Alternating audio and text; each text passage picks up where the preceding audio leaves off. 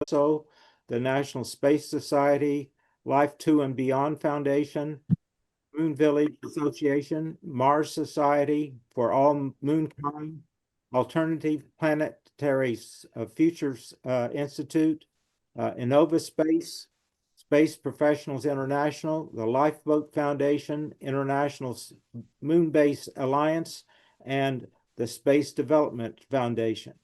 So we do hope you can stay with us for this 4-hour event, and we are going to start shortly. But before we do that, I would note that we are going to produce a book with Springer Press that includes the presentations today as well as others, and it will be a totally interdisciplinary consideration of transportation, of health and medical issues, transport for spacecraft as well as launch vehicles, and international space law considerations, and robotics, and a whole host of other issues. So stay tuned for the announcement of this Springer book that will be coming out sometime in 2026. Introductory remarks, I would like to turn it over to my colleague Adriano Autino, who will be discussing a bit about the Space Renaissance International Congress coming up in 2026. So over to you, Adriano. Welcome, everybody. Our Congress is the fourth World Congress of Space Renaissance International. The first one was in 2011, the second in 2016, the third one in 2021, and the fourth one will be next year, from 30 June to 4 July 2026. The call for paper is there. You can see it at 2026.spacerenaissance.space, or using the QR code you have on the right side here. You can also register to the Congress. The registration is already open, and you can submit your abstract. So please go there to the call for papers and see the very rich program that we have. And of course, Living in Space will be one of our main topics for discussion. And the title of the Congress is Quality of Life on Earth and Beyond. It means that we can restart improving our quality of life only starting expanding into space. So this is the main theme of the Congress. And we hope that many people will join and present their papers. So, okay, so let's go ahead with the first speaker today is Dr. Papazian. Armen Papazian. He will talk about the monetization of space, and I think maybe Joe will introduce him shortly. Well, he has been a professor in the United Kingdom for a number of years. He now is taking up a new post at the United Arab Emirates, which is playing an increasing role in space. They will be replacing the Russian air hatch facility for the Lunar Gateway. So, Adrian, Armen, you have been writing on this field, and you're talking on monetization of space. I do hope that you will be able to help us catch up on our times. We apologize to everybody for the technical delays getting this started. So thank you very much for the invitation to speak at this very unique event. I know we started with a technical glitch, but I'm sure all the content will make up for the glitch. As Joe mentioned, this the subject of my talk is the monetization of space, which is actually based on a recent article that was published in the Frontiers in Space Technologies, but it's also based on the books I've been writing over the last few years.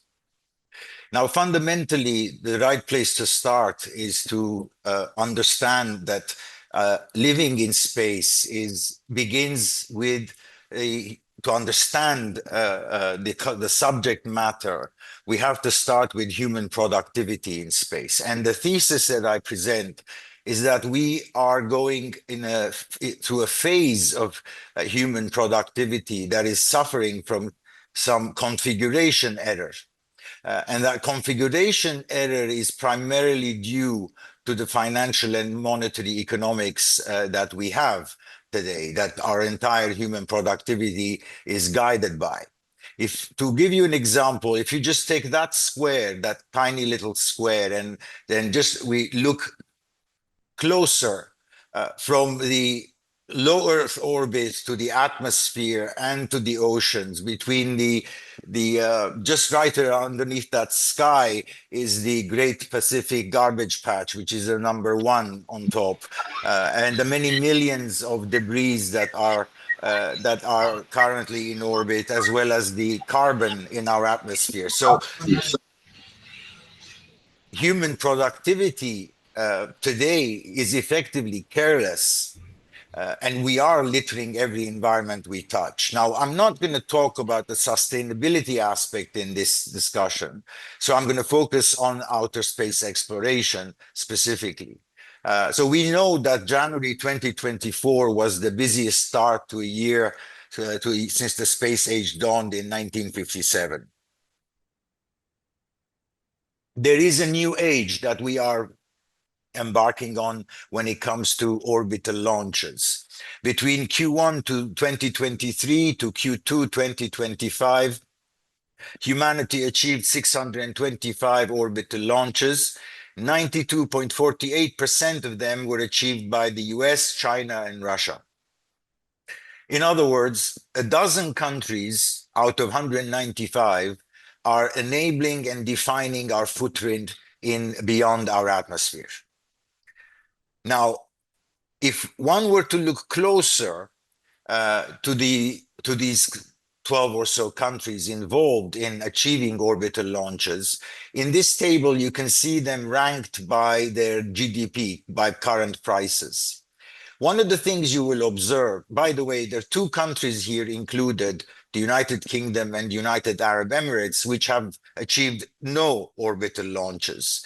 The purpose here is to show you that building orbital access capability is about policy prioritization and not economic size. There are countries on this list who have been under sanctions and they have somehow still managed to achieve their own orbital access.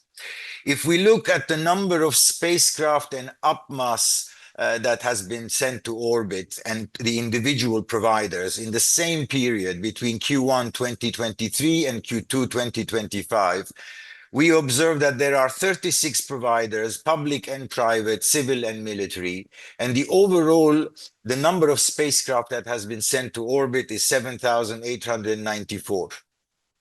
Now, the vast majority of those spacecraft are satellites.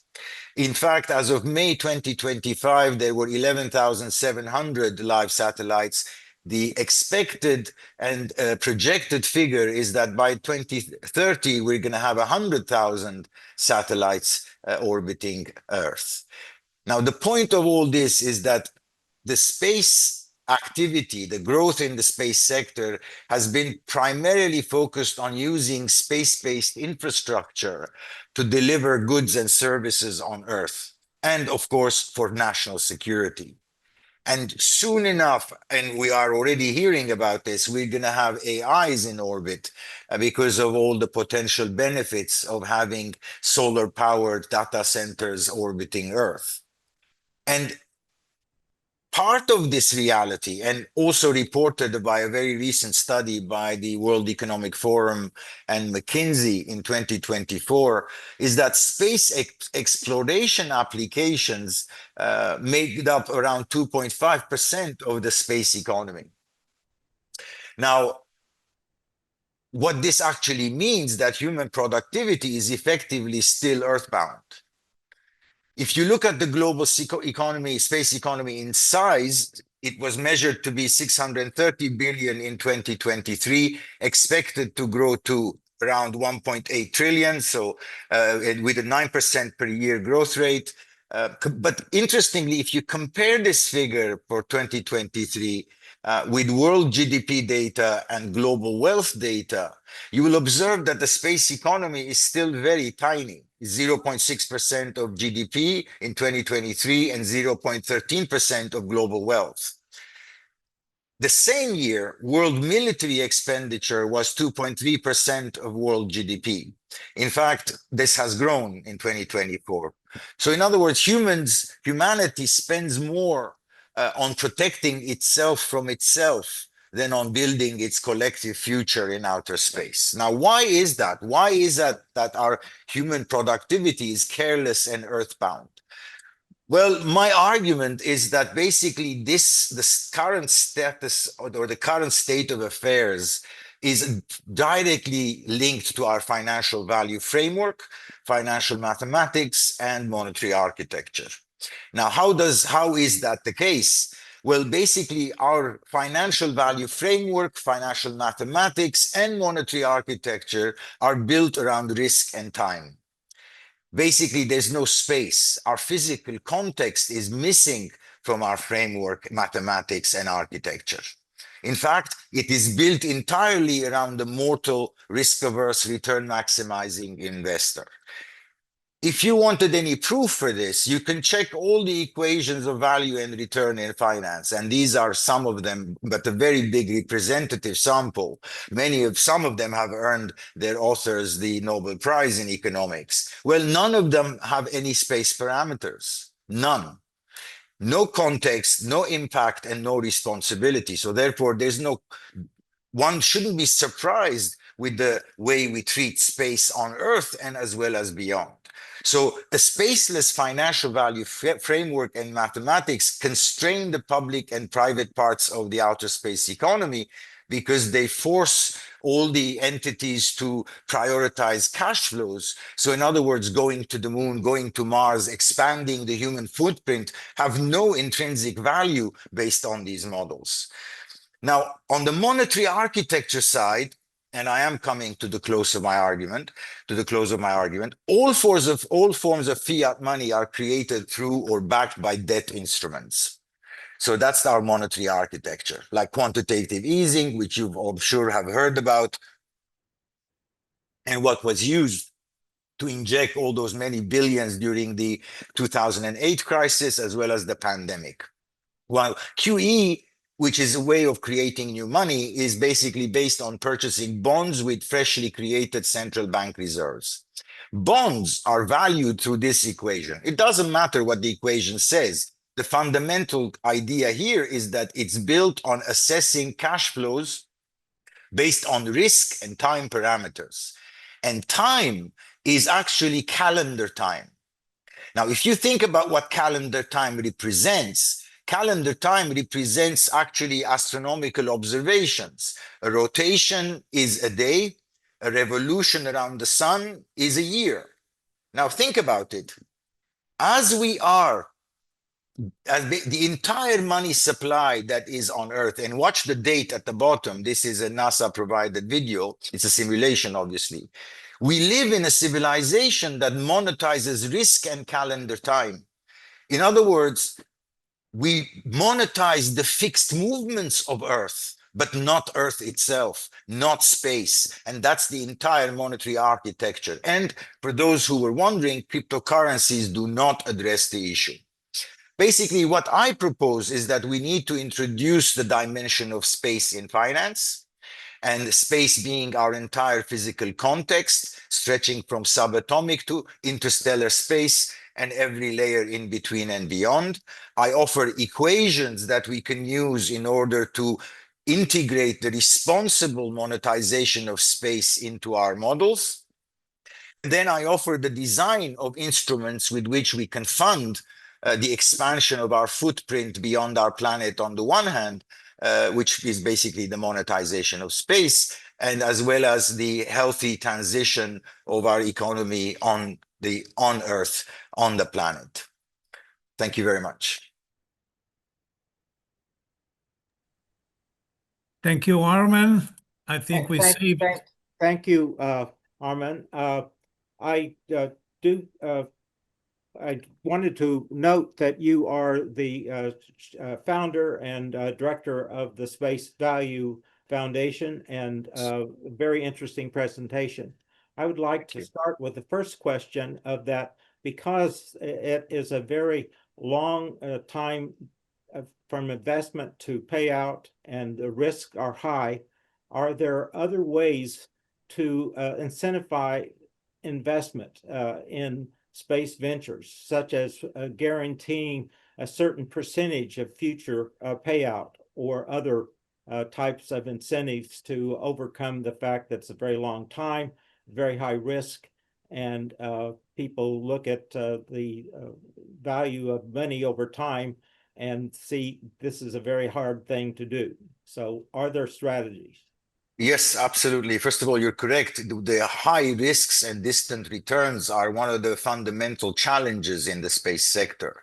But you have to think about that strategy from two angles. One is that the vast majority of even the big entities, even SpaceX and ULA and all the other key players in the private sector, they rely on government procurement for their, whether it's via contracts and a host of different mandates. So the integrated consideration from the monetary side, so how we fund the public budgets and how that is then how that is distributed with the right level of strategic support for highly risky distant return investments, they're linked.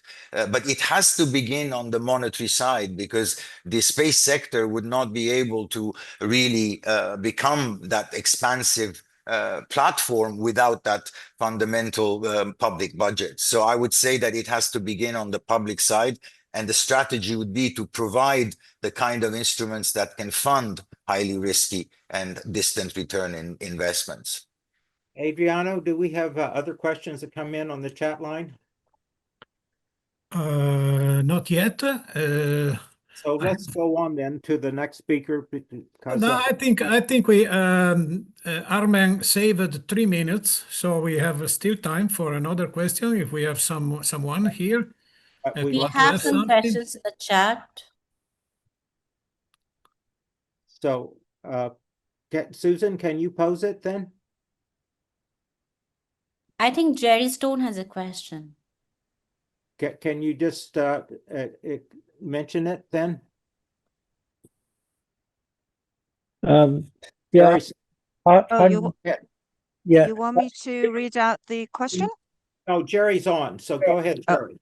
I'm just curious as to what scale this is based on. Is it huge, like Island 1 with 10,000 people, or are you talking about a much smaller unit that might have perhaps just 50 people working on it? I'm sorry, the music interrupt. I couldn't hear the question. I apologize. It's a scale issue. Can you achieve scale issue? Referring to which part? The scale of what exactly? I'm not any specific aspect of the presentation. No, of getting large financial benefit from being in space, from activities carried out there. Well, the thing is, the logic of the models. What my argument is that until we transform the models with which we are evaluating those projects, whether the scale, whatever the scale, given the current that model that is primarily supported for riskless investments on government procurement, it will have to transform those models before we can actually allocate. So I'm not exactly sure how your scale question is linked to that, but that's what I was trying to referring to. Okay. Okay. All right. Thank you very much. Let's go on to our next speaker, Werner Grandl. He is going to be talking to us about space habitats with simulated gravity. He is a space engineer and astronomer who has worked in many areas of this field. and he is very much involved with the Living in Space activities of Space Renaissance International. So, Werner, please enlighten us. Yes, thank you very much for having me. So I will try to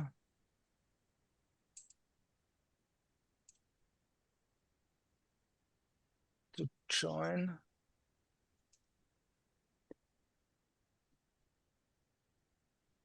To join the screen. Okay. And I will start the slideshow. Yeah. So our theme is the simulation of gravity in rotating space habitats. First of all, I want to show you two examples for rotating orbital stations in the early 20th century. One of the most interesting early designs is from 1928, very, very early. It is the so-called Weltraumrad, or space wheel in English, by Hermann Nordung. It includes also mirrors to collect sunlight. So the second, the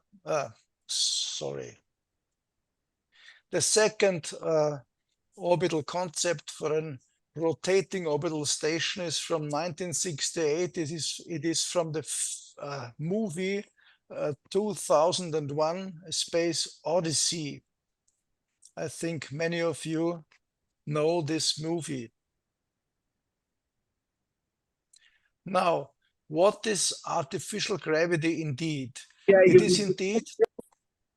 is indeed the simulation of gravity by centripetal forces.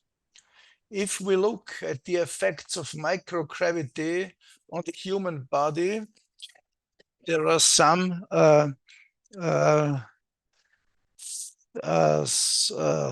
things like loss of bone, loss of red blood cells, fluid shifts, cardiovascular and sensory motor deconditioning, and many else. A rotating station, on the other hand, can provide up to 1 g of artificial gravity or simulated gravity. And the bigger the radius, the better are the conditions for humans. We must also think about the so-called Coriolis acceleration. This is a phenomenon which occurs on the surface of rotating bodies and causes transverse motion of objects and, of course, also of humans. The so-called comfort box, which you are seeing on the right side in the figure, a rotating space station should have a minimum radius of 30 meters and a maximum rotation rate of 4.5 rounds per minute. This is according to a NASA scientist, Jesko von Puttkamer. It dates from the year 1987. Next slide. I now will show you a lot of examples. The first example I have designed in the year 2017 with a colleague. It is called AGOS, Artificial Gravity Orbital Station, and we thought that it could be a possible successor of the present ISS. It is built of hard shell aluminum cylinders with entire furniture and equipment. The aluminum cylinders are approximately 18 meters long and 7 meters in diameter and have approximately 20 metric tons. If you see, here are all the cylinders. For transport in the low Earth orbit, this is about 450 kilometers above Earth's surface. We propose to use reusable SpaceX launchers from Elon Musk. We think that it would be rational to assemble the entire station in stages. The initial stage, which you can see at the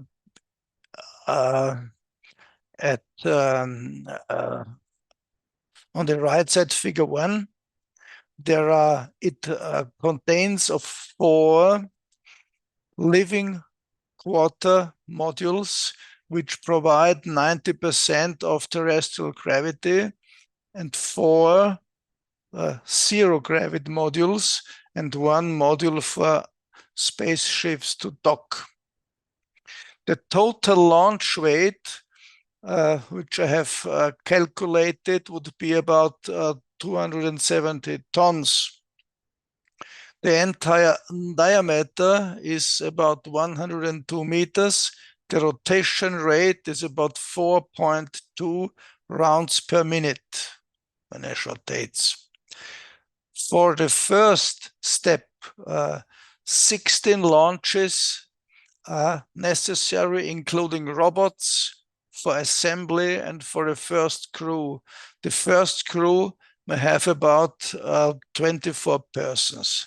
This is shown in the figure 1. A final stage could have 32 living quarter modules with a crew of approximately 180 persons, which is shown in the figure 2. Now we have to go in some details. If you look at the Argos living quarter modules, they have an upper floor for living and for working. This is this floor. And the lower floor, this is this one, which has 6 so-called private rooms for each person. The floors are connected by a ladder, which you can see here in the section. So this is the ladder between the upper and the lower floor. Now, a crucial engineering challenge is the so-called rotor joint to connect rotating parts and the central non-rotating hub. If we go back to the, if you go back to the last sentence, you can here see the central hub, and here the rotating station, and here and there are those so-called rotor joints. We propose for those rotor joints a magnetic liquid rotary seal. This hermetic seals uses a so-called ferrofluid. This is an old, it is an oil-based liquid suspended by a permanent magnet. If you look at the sketch, you can see the figure.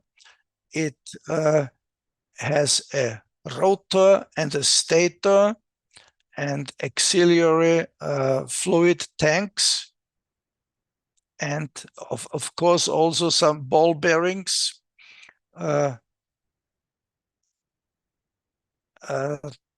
which we can explain that additional ball bearings provide the centering of the rotor within the seal gap. And of course, we have here a so-called airlock with a fire door. and this is the rotation axis of the rotating elements, and this is a non-rotating cylinder of the hub. As a second example, I want to show you a concept for rotating asteroid habitats inside asteroids. In the far future, near-Earth asteroids, or NEAs, can be mined to utilize their mineral resources. When the mining process is finished, we can build a rotating habitat inside the asteroid's hull. The stony hull, which will keep non-rotating, is a natural shelter against cosmic rays and meteorites. As an example, we have taken the asteroid 2008 EV5. It has about 450 meter in average diameter and a bulk density of approximately 3 grams per cubic centimeter. The mass we can calculate as approximately 1.43 billion tons. So in the year 2013, we have designed a prototype asteroid colony for about 3,000 inhabitants. On the left side, you can see a section. On the right side, you can see a cutaway drawing.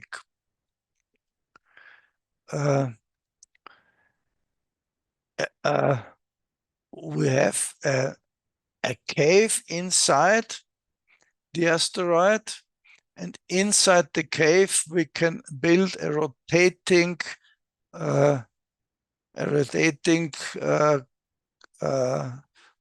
space colony with about 120 radio meters of rotation radius. What is important is that the sunlight is collected by a mirror array, and it is beamed into the center of this cave, and then there is a so-called distribution cone with small facets which can enlighten the so-called asteroid colony. You see it here in a very, I think, interesting cutaway drawing. The torus rotation rate is approximately 3 rounds per minute on electromagnetic levitation bearings. The gravity simulation is about 90% of our terrestrial gravity. The Coriolis acceleration can be minimized. It is approximately 0.05 g. The population can be between 2,000 and 3,000 inhabitants. For the nutrition, we provide vertical farming and aquaculture. The goal is to build a close air and water cycle. And the non-rotating asteroid hull is for the shielding against rays and against meteorites. As an example number 3, oh well, the music is fine. Your time is ended. Okay. Oh, I'm sorry. Oh, just Okay. a short habitat inside the Martian moon Deimos. Mars itself has just 38% of Earth's gravity, so a rotating habitat inside the Martian moon could provide 1 G. So I propose 3 rotating torus habitats inside Deimos. The gravity simulation is about 1g. The rim speed is about 98 meters per second, and the rotation rate would be about 1 round per minute. Okay, this is the calculation.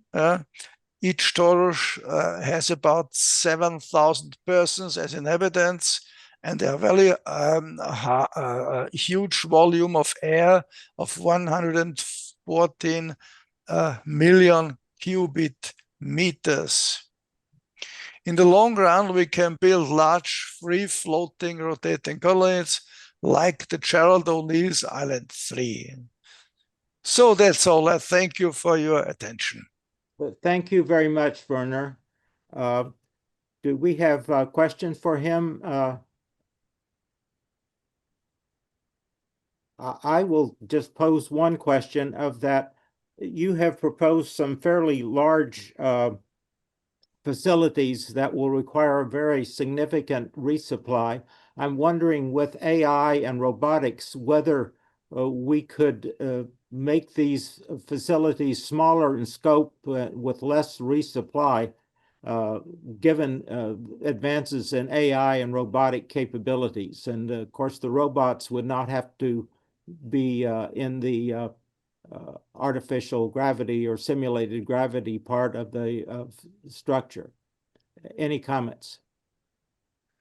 Yes, of course, we can use, and we will have to use robots and artificial intelligence for the building of the structures. So let's go on because we have started very late to our next speaker, and that would be Bernard Fong, who has been traveling quite around the world. He just received the top award of the International Astronautical Academy. Bernard, are you there? Yes, thank you.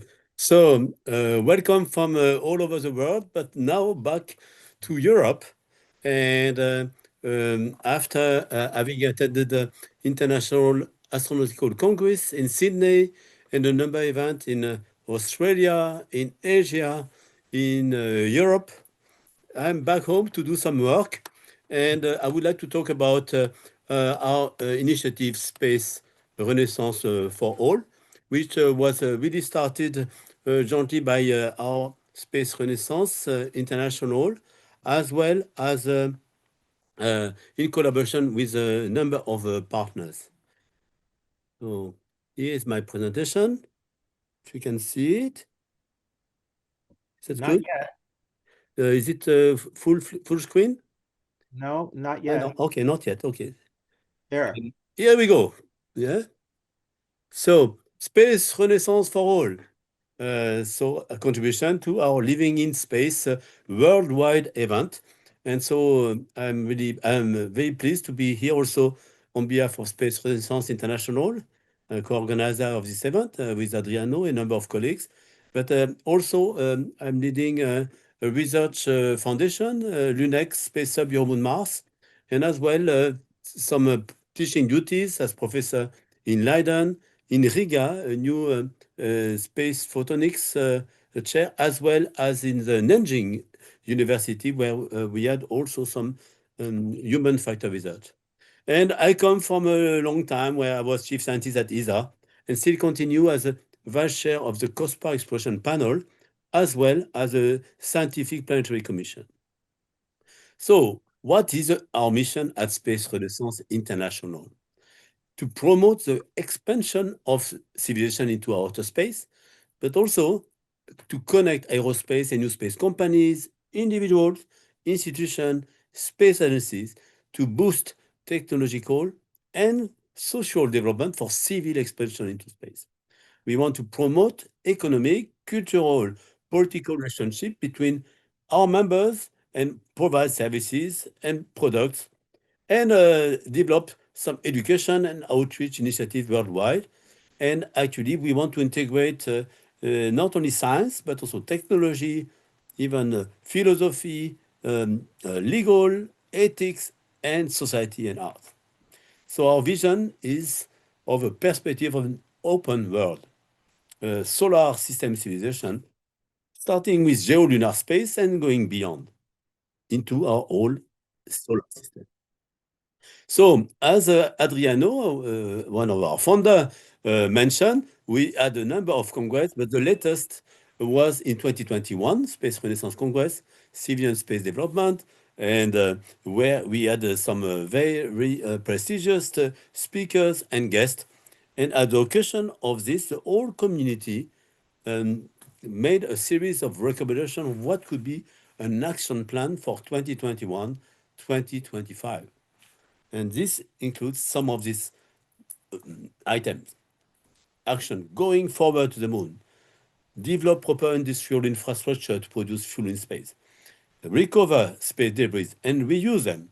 Not only re-enter the orbit, the Earth, but really reuse them for circular economy. Enhance life protection into space. And also start experimenting with simulated gravity. You have heard so the talk by Werner. And so we have also specific action towards younger generations and support the development of reusable space vehicles, 100%. Now, there are also activities for civilian space development. We need to learn how to produce food in space, to have a safe space, and to protect humans as well as infrastructure. We are also favorable to support the space tourism industries in synergy with other areas of space development, including governmental and research, and also with a sustainable exploration. We have seen also a lot of progress in space-based solar power that becomes accessible also with a much lower cost of access to space. And in order to involve the whole society, we have also to involve the creative part of our society, in particular using art. Art in space, art about space, which also allows to share with the whole society our motivation for space. And one of our actions has been to develop an 18 Sustainable Development Goal, space for all on Earth and beyond. Repeat after me, space for all on Earth and beyond, in order to bootstrap the civilian space development. So you see that there are 17 existing Sustainable Development Goals towards 2030, and we believe that even if space will recognize, contribute to many of those SDGs, we need to have a visibility of having space as an SDG for itself, civilian space development, in order to unleash resources in emerging countries, also in developed countries, to show more how we can have civilian space development to benefit our society and also our expansion of our humanity beyond the Earth. On this area, so what can we do in practice?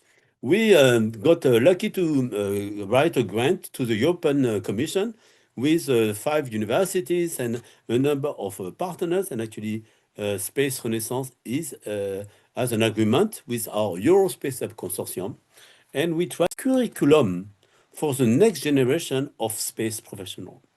This includes a space science curriculum, space technology curriculum, also developing engineering, architecture, but also we included a training of astronauts hands-on, how to survive in extreme conditions. So we have a number of analog habitat, also sport, zero-G simulation, high gravity centrifuge, building rockets, floating stratospheric balloon, and the basic flight training to improve human performance. So this is something we want to give access to all citizens to train as astronauts. As you know, we are all astronauts from Spaceship Earth, but we need also to see how we could go in suborbital flight and eventually around the Earth and later to the moon and beyond. In addition to the aspect, we think it's very important to incorporate space humanities. Of course, the human aspect of medicals, of going to space, but also humanities, history, culture, space diplomacy, And we believe also that art and design should be part of the curriculum of all the next generation, which will be the space generation. Also, social politics, inclusion is very important, especially in our world today. And we believe that space for all can also contribute to develop this inclusion, this diversity in our society. Now we got also a grant, which was more originally a grant to train business.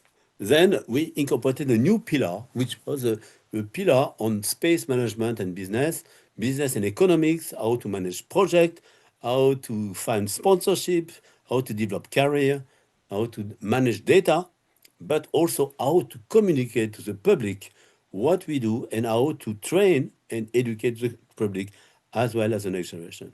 So this curriculum we have made available in complement to what can be given at some various universities that are not space specific. And for one element is to analyze data from space missions, but also one element is to develop as well instrument for future opportunity in space. So we have been part of some instruments that have flown to the moon on Smart One or to Mars, Mars Express, or in the future with ExoMars. We are also testing some spectrometers that allow us to analyze the reflectance of sample like we will do in the moon or Mars laboratories. And we developed also some techniques using in the laboratory an hyperspectral imager that allows, for instance, to analyze meteorites, also sample from analog location on Earth that look like the moon and Mars. We also use telescope, we use rovers, and also we even go beyond the moon and Mars, because now there is some possibility of exploring robotically some icy moon of Jupiter and Saturn. We also do some development for shoebox instrument, and even we have a project of an education CubeSat. So this built on some of the work we did already 15 years ago in the frame of a Google Lunar Express competition, first lander commercial to the moon. But now we have also an education project with a number of universities in the Netherlands, but we try to expand it also to other universities in the world.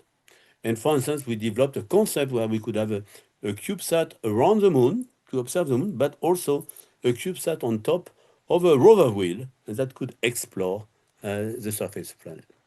From the human citizen astronaut preparation, we have also organized a set of Euromoon Mars Poland campaign where we lock some 5-6 young professionals, sometimes also with older experts, in Moonbase, and where they can train what will be the research and how they will perform in a Moonbase for 1 week, you know, which is the duration of what will be the first Artemis mission.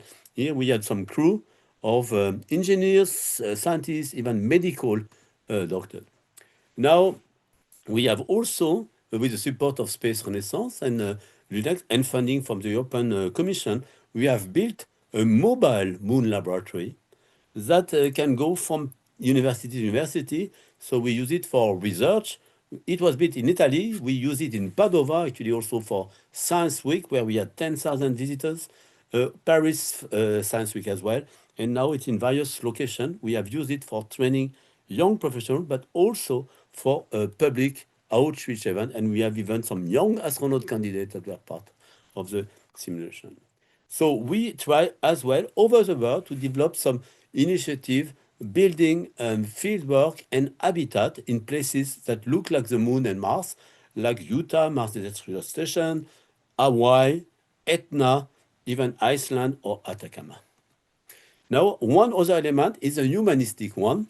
And actually, we developed 15 years ago a platform, Art Moon Mars. And now we have in Space Renaissance, the Space Renaissance art chapter.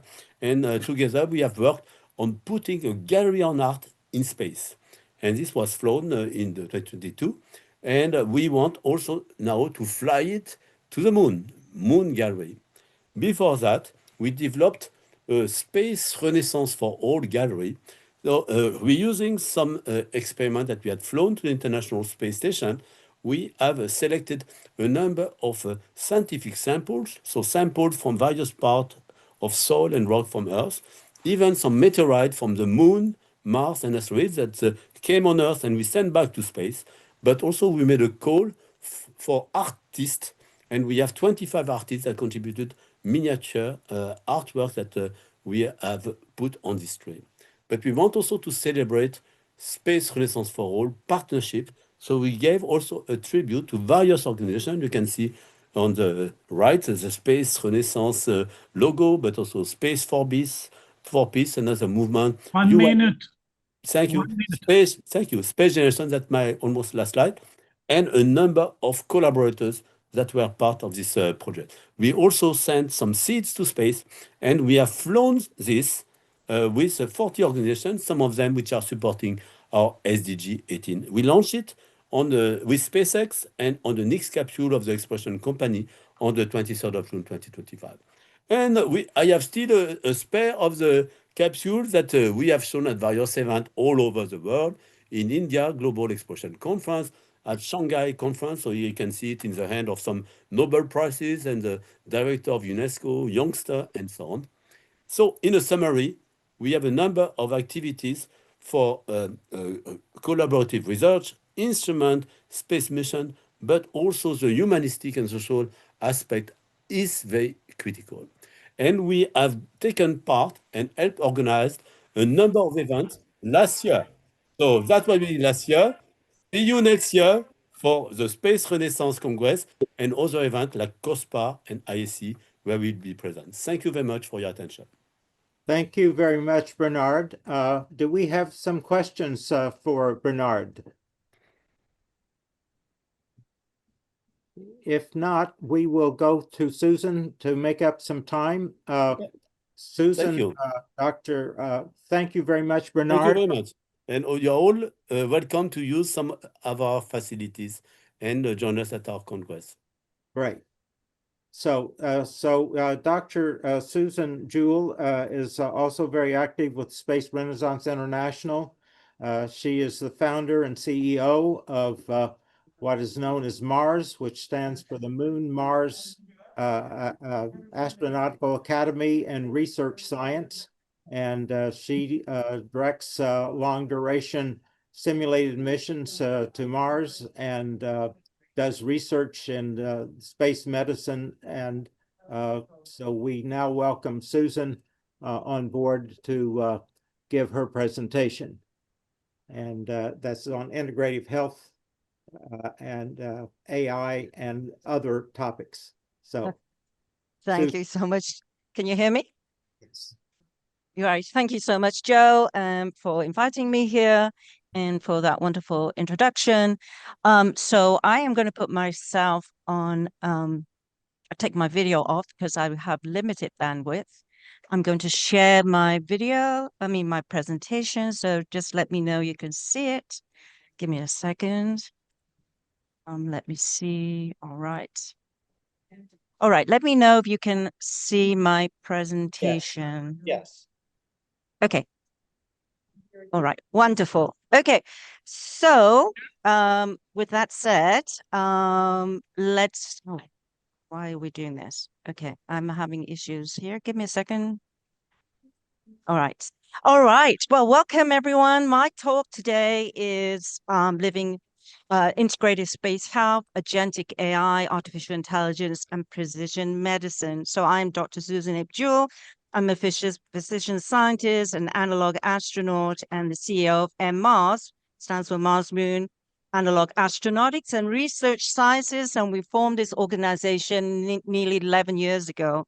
So today on my topic is, as you could see, it is that title, really looking at MMARS over the years, how we developed a validated framework for human adaptation for ICE, or isolated confined environments, and particularly in extreme environments.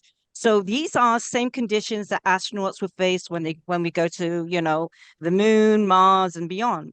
So our work integrates physiology and neurocognitive monitoring, multi-omics data, and individualized precision medicine countermeasures. So these are all supported by our new project called Agentic AI Systems, which are designed for ethical, contextual, and empathetic decision support. So this presentation will outline our theoretical model that we're developing right now and the key analog mission findings and our roadmap for deploying these integrated health and AI solutions for future multiplanetary habitats. All right, that was pretty long.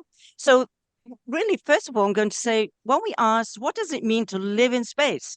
We recognize that human adaptation requires more than just engineering. It actually demands a deeper understanding of how the body and mind reorganize under non-terrestrial conditions. In other words, in altered gravity. So microgravity, radiation, isolation, and disrupted circadian rhythms are some examples that can reshape our physiology, our metabolism, our cognition, and our psychosocial resilience. So MR's analog missions across deserts that we've deployed in all these multi-fidelity analogs over the years in the desert, in high altitude in Nepal, and planning underwater and aquanautics environments, has actually shown that individuals adapt very differently, reflecting their unique genomic and epigenetic profiles, right? So to make sense of this complexity, we apply the MR's 4Ps framework, which is the physical, which is the biomechanical environmental interface, the physiological, which is how regulatory systems shift under altered gravity. The third P is a psychological, the cognitive and emotional adaptation in confinement. And then last, but also just as important, is the philosophical, the ethical and existential dimensions of becoming multiplanetary. So these 4 pillars form the scientific foundation of the Mars Integrated Space Health System, which will guide precision countermeasures for long-duration space missions. All right. So here I'm just very briefly going to go over the Mars Integrated Science Health Model, which we have been developing over the years, that provides a translational framework for sustaining human health and performance across ICE, which isolated confined environments. It actually unifies biomedical, behavioral, and technological domains through our integrated 4Ps, as I just mentioned, right? And so the biomedical component emphasizes precision monitoring using multi-omics, genomics, proteomics, metabolomics, and microbiome data that can help map the physiological adaptations. Our behavioral health approach incorporates extended reality training, neurocognitive testing, and psychophysiological biomarkers to assess resilience, which is pretty important, right?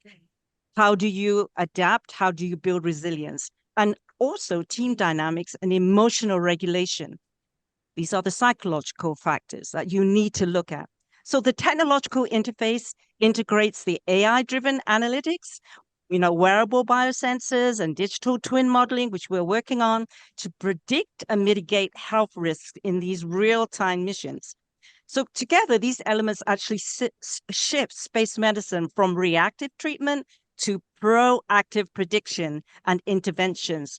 And that is the paradigm construct shift now as we move forward, creating a closed loop system for astronaut health optimization. So this integrated framework actually underpins all of Mars analog missions and supports the development of adaptive life support and behavioral systems for future lunar and Martian habitats. All right, so very briefly, the biological integration. This is essential for maintaining physiological stability in space. Microgravity, radiation, and confinement trigger multi-scale shifts, altering immunity, metabolism, mitochondrial function, and gene expression, just to name a few. Now, through our biological integration program, we capture these changes using a full multi-omics approach. The genomics, proteomics, metabolomics, and microbiomics reflect across multi-high-fidelity analog missions, which we have deployed. We've pioneered high-fidelity missions to go to Nepal at 15,000 feet. We're actually planning to go to Everest, the first analog simulation mission to Everest. And of course, I just mentioned a series of aquanautics missions as well in 2026. So we integrate these data sets with AI analytics, digital twin modeling, and precision pharmacokinetics, which I'll talk about in a minute, enabling personalized drug dosing predictions, so personalized medicine, under ultragravity. So the closed loop systems also inform adaptive nutrition, metabolic support, and stress mitigation strategies, right? So ultimately, the biological integration provides the blueprint for regenerative life support systems. And this is important, individualized, personalized medical protocols, which we need to develop and we need to test. So this is required because it's required for safe, long duration habitation into deep space, long duration space mission, and one day on a planet's surface. All right, so examples of system biology and precision medicine reminds us that sustaining astronaut health requires a holistic, integrated, data-driven approach. These systems biology is the integrated study of biological networks, like I already mentioned, genomics, proteomics, metabolomics, right? To help us understand how the whole organism, the whole person adapts under stress. Precision medicine applies this knowledge to tailor interventions to each individual's molecular and physiological profile. That is really where we should move forward. You know, this whole idea of integrated, holistic, personalized precision medicine. In spaceflight, responses to stress, radiation, medication vary widely, making standardized countermeasures inadequate. So through the MR's Analog Astronaut Omics Library project, which is a study we have started, we will collect integrated biopsychological, genomics, and metabolomic data sets from diverse analog environments to model these personalized countermeasures. So we're able to, for example, optimize eventually drug dosing, nutrition, and cognitive resilience, for example. So using an AI-assisted analytics and physiological-based pharmacokinetics modeling, we simulate how pharmaceuticals and nutrients behave under ultragravity and being exposed to radiation. So these digital twin models let us pre-test interventions in silico before real deployment. So together, these systems biology and precision medicine shift astronaut care from generalized protocols to adaptive, anticipatory health systems tailored to each crew member. And that phrase, I think, is the future of how we will be successful becoming a multiplanetary species. So in this section, we're going to talk about psychological and behavioral integration, which is just as important because it's part of the 4P system that we developed over the years. We focus on how astronauts maintain mental health, emotional stability, and team cohesion, right? Cooperation, communication in ICE. So these factors are as critical as the physiology because cognitive performance, decision-making, and interpersonal dynamics directly influence mission safety and also success or failure. So over the years, MRs have evaluated psychological resilience through neurocognitive testing, stress biomarker monitoring, and extended reality training that simulates operational pressure. We also assess behavioral patterns such as communication, conflict resolution, and group synchronization to understand how teams function under ICE. So mental wellness protocols, including mindfulness, guided exercise therapy, sleep optimization, and structure routines can really help mitigate anxieties, fatigue, and sensory monotony, right? Monotony, boredom is actually one of the very challenging factors that crews in analog missions have to overcome. So these AI-supported monitoring and behavioral analytics allow early detection of cognitive overload, mood shifts, or social tension. All right, let's move on. So, of course, the integration of technology is just as important. We've been working on this over the years, and it's actually a backbone of MRs, of our integrative space health framework. So within the confined and autonomous habitats, you know, these analog habitats, continuous physiological surveillance and predictive health analytics are essential. So to achieve this, we integrate, you know, a network of wearables and implantable biocenters. Well, we're not there yet with the implantables, but definitely wearables that can measure all the biometrics, the cardiovascular, metabolic, and neurocognitive parameters in real time and be able to monitor it continuously, which is really important. So these data streams form the foundation of the AI-driven medical support systems that are capable of early detection of anomalies and therefore able to provide a personalized countermeasure recommendation, right? So our research at MRs have incorporated and to start developing the agentic AI platforms that interpret a multimodal sensor inputs, provide context-aware guidance, ranging from workload optimization and hydration reminders to adaptive stress management protocols. This transforms traditional medical monitoring into an intelligent, self-correcting health ecosystem. This is the remote care infrastructure that can further extend medical oversight through telepresence and autonomous triage systems that then will enable mission control or AI-assisted clinicians to intervene despite signal latency, right? So I can go more, but I want to be cognizant of time. Another P is the integration of philosophical and spiritual, which addresses the deeper Susan. dimension of human adaptation. So this minute. is also, yes, thank you so much. So this is just as important. It also includes the overview of it. We have Frank White here, who coined that, the effect. The other, which I mentioned, are these 4 Ps. And then also with the analog habitats, these are test beds, these are proxies for helping us to develop solutions to countermeasure the challenges of living long-term in space. And then working with agentic AI for space health. This is what we're working on under MMARS. And here is our initial Project Kirk and Space Guardian. Basically, Project Kirk is developing the crew AI to monitor and support the crew. And Space Guardian is our personal AI for each crew in our member. And then our VAST, and for example, precision medicine is a digital twin. Our FastX is the first virtual astronaut simulation for therapeutics and exploration, looking at personalized and precision drug dosing. So thank you so much. I went longer than I expected. So thank you. And the future of living in space. We need to solve these problems before we can actually live permanently in space. Thank you, Susan. That's very, very interesting. I'd like to pose a question of what you see as the greatest breakthrough challenge. Would you agree perhaps it is bioregenerative life support capability or something else? What in terms of living permanently in space and surviving and thriving?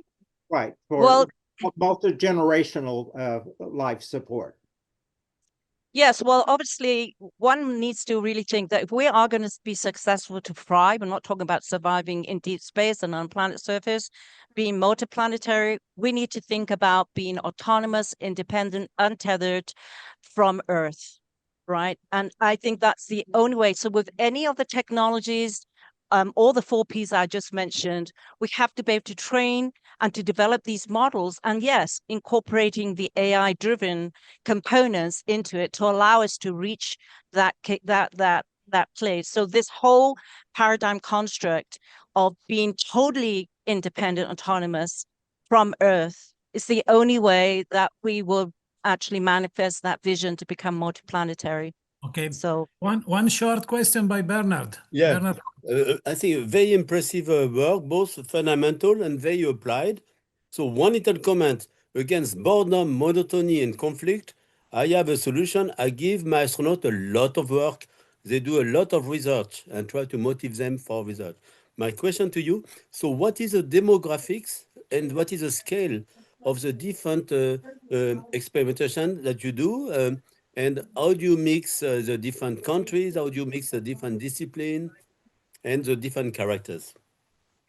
yes, well, first of all, boredom is literally a killer in any of these ice missions. So what we've done from day one, over 11 years ago, that we literally model our scheduling when you come into our mission to be very, very active. You also have your personal downtime, but there is no time for you to actually be bored. Right.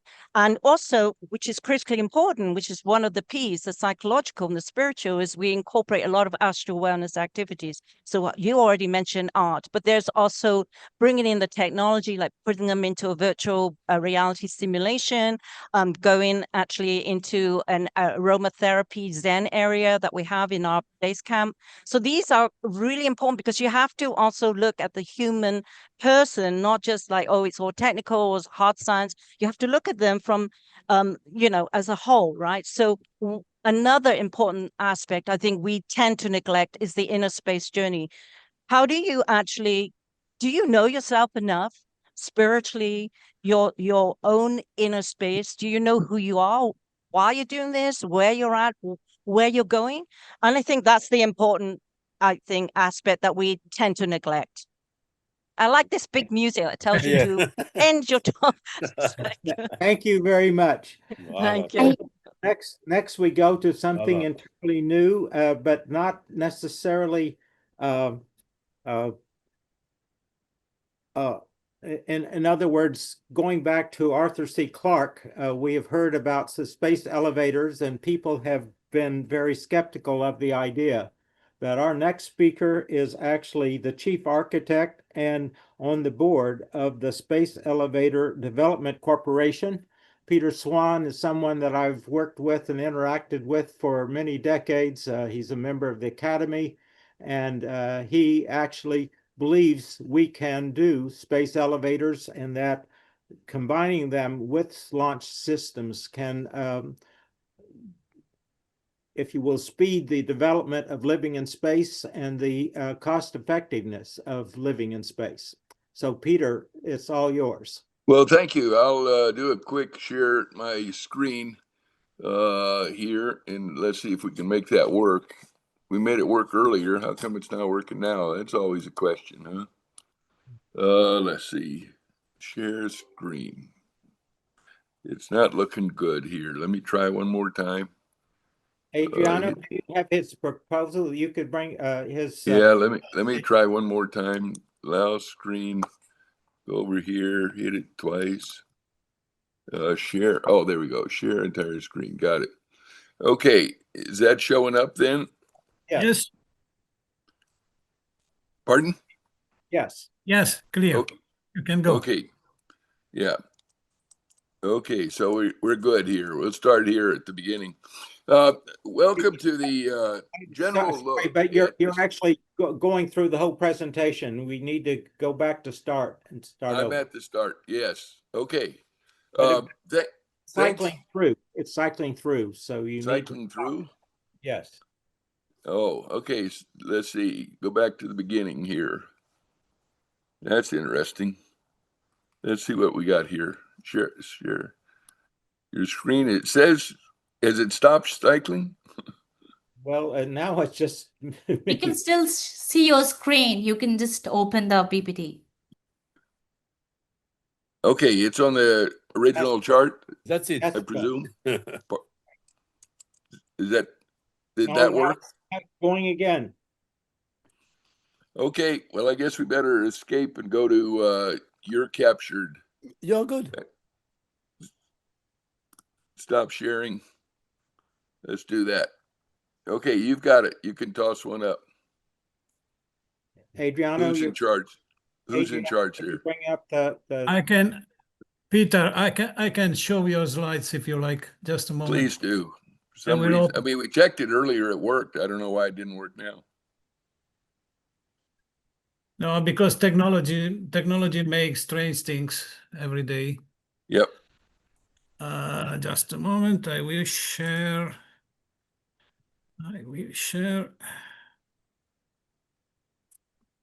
Okay, can see it?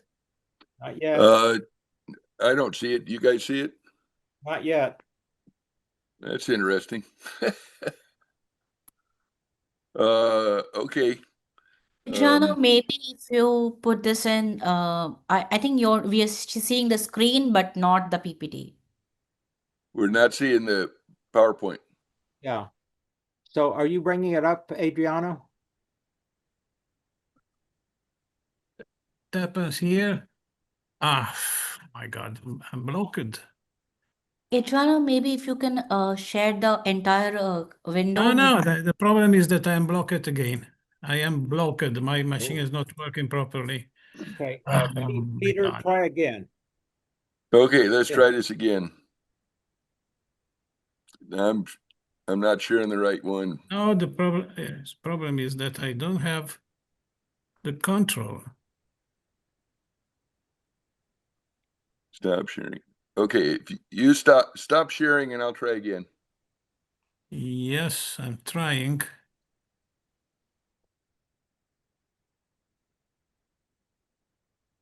Dr. Swan, I think you can share because it allows multiple sharing. Okay, let's try this if that works.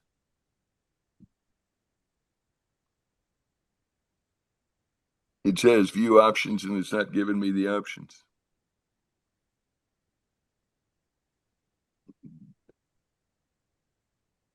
Okay.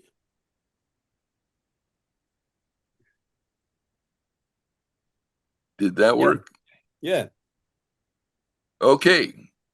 Well, I don't see it, but I can go back to my, okay, we're on, you guys see a screen. Well, it's just that it's cycling through. Yes. Okay, you're back to, Now we can see. Okay, we're ready to go. Welcome to the modern day space elevator. We truly believe we can build one. We have a material that has the ability to be strong enough and long enough. It's called graphene laminate, and they've shown it in the laboratory, and it's coming out of the laboratories. We should be able to use it in the near future. If we have the tether, everything else is trivial. The basic concept is you have a rock at the end of a string and you're tossing it around your body. It's the same thing with the Earth turning. And then the lower right shows the magnitude of 100,000 kilometers in the environment we're in. So this is not a trivial activity, but it really will provide a tremendous capability. So the concept today is we're going to show what it can do and what its strengths are and how it fits in. Well, right now, our dreams across the world are big. We want to go to Mars. Mr. Musk wants 1 million tons there. 1 million tons. Okay, Blue Origin wants to go big. We've got a lunar activity. Then we've got all the asteroid mining and stuff. This is a quick summary I made of the amount of mass needed to move into space. It's my guess at it, but it's huge numbers. In planetary sunshade, with people talking about 20 million tons. Well, our vision is that we're going to be the green road to space. We don't burn anything in the atmosphere. We don't leave any debris along the way. So we're going to provide a permanent dual space access architecture where we work with rockets. They do people through radiation belts very well, very rapidly, and we do mass. So our plan is to do the mass. We move everything up into space and beyond. We're optimized for geosynchronous and beyond the moon and Mars. So we're ready to enter engineering development. We'll be the green road, and we're going to move massive amounts of cargo. So if you really look, what are the characteristics of a permanent infrastructure, like a bridge going across a river? Well, our efficiency is 70% of the pad mass gets to geo. And oh, by the way, we just let it slide out further. So we get 70% of the pad mass to the moon and Mars. Currently, we're getting 1 or 2% to geosynchronous and 0.5% to the surface of the moon. Now, Mr. Musk is doing a lot of reusability, but that does not improve the efficiency. It just improves the cost, reliability, and all that kind of stuff. But rockets are extremely inefficient, like 2% to geo. We'd be routine, safe, permanent infrastructure, massive loads, and the green road to space. So the tremendous characteristics lead to the transformational characteristics. Why do we want to use space elevators? Well, how about daily, routine, safe, and inexpensive?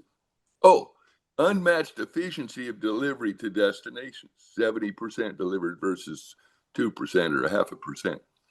We're going to be moving 30,000 tons per year when we get going and get initial operations. But when we get to full operational capability, we'll be doing like 170,000 tons. I mean, those are words that are never used in the space world. We all use kilograms. We never use the word tons. Okay, so the impact of a permanent transportation system is remarkable. And the velocities, we have no limitations for release to Mars. There's no 26-month wait. We're going so fast at the top of the space elevator at the apex anchor that we release from there without any rocket fuel, and we can get to Mars in 61 days.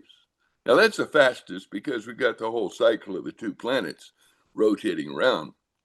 But the average is about 120, 140 days to take from the apex anchor to Mars. Now, remember, I said there's no 26-month wait. So we're doing this daily. Some of the trips might take 400 days and go by way of Venus or something like that. But who cares if you put hammers and nails and stuff like that in that transit? But the kicker is we change the concept of how we go to Mars. Well, and then there's the other one. We're going to assemble at the top of the gravity well. What we're going to have is, we call it the apex anchor, but it's really a truck stop. So we bring up stuff. Early on, it'll be 14 tons per payload, 14 tons apiece going up to the apex anchor, and then you assemble them. We can make science spacecraft that are huge. There's no longer any restriction on batteries or power. We can send, 500 tons to Mars in the science, or go to Venus, or go to, Neptune with huge spacecraft for research. It is a remarkable transformation from rockets to a permanent infrastructure. And that's the real kicker that I want you to remember, that we're transitioning to a whole new capability. Here's an early sketch we did where we're really going to have an Earth port, which is very active. We would have two space elevators radiating out from the center of the Earth so they don't come together. But they develop a corporate entity. We call it the Galactic Harbor. You can have two tethers going up for commercial success.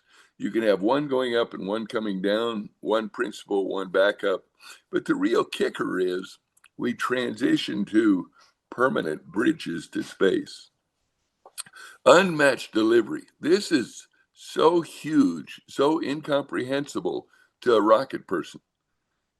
I mean, I started out with rockets. I was at Apollo launch. I've got that understanding. They deliver lousy percentages. Even to low Earth orbit, it's only 4% of the mass on the pad. Now, those are big numbers, and we can get to Mars daily and send a huge amount of mass. So if you really want to build humans in space, we need mass to do that, and the space elevator would help us transform to that. So here are just some numbers just to get a feeling for where we're going. Somewhere between 57 and 2020, we put 22,000 tons in orbit. Now, most of that's in low Earth orbit. We would be able to put 30,000 tons once we get to IOC per year. So you can see the dramatic change from rockets to a permanent bridge. And we love to call it the green road to space because, we don't burn anything in the atmosphere. We don't leave anything behind. And it really enhances our dreams for the future. So we're really looking forward to the ability to have bridges to the future. Here's a little more detail for understanding. If we go up to geosynchronous altitude, we just let the payload off and it floats right there until somebody comes along with a tugboat and moves it wherever they want. We go up to what we consider the nominal length, 100,000 kilometers. We're going so fast we can get to Mars with no fuel. Now, of course, we have to have fuel on the other end in a rocket engine. We love rockets, by the way. They're great for their purposes. So we have to have a rocket on the spacecraft to slow down at Mars. But however, if you go up and have a 163,000 kilometer tether, we can leave the solar system. Leave the solar system without any fuel. Now, here's the kicker, see? We can leave the solar system, but we can also go to all the planets inside. So it really is a science mission capability that opens up our solar system. And here's something. We had a study done at the Arizona State University, a bunch of students, seniors in college. They studied and came up with the 61 days and other paths to Mars. But they decided to do a bus schedule. Have you ever heard of a bus schedule in launching? We just don't have that. So this is a whole new thought process. We're going to transform to things. Now, here's the one I like. We can assemble at the top of the gravity well. So if it's a 100,000 kilometer tether, we can put a planetary defense capability on the top of our space elevators, and it can sit there and wait for near-term threats like the ones that come out of the sun. The other day I was reading the newspaper, and we had an asteroid go by the Earth, and we recognized it after it went by. Why is that? Because we can't see those asteroids coming from the sun. So we have to have a warning system and then a release. But how do you build that and have instantaneous release?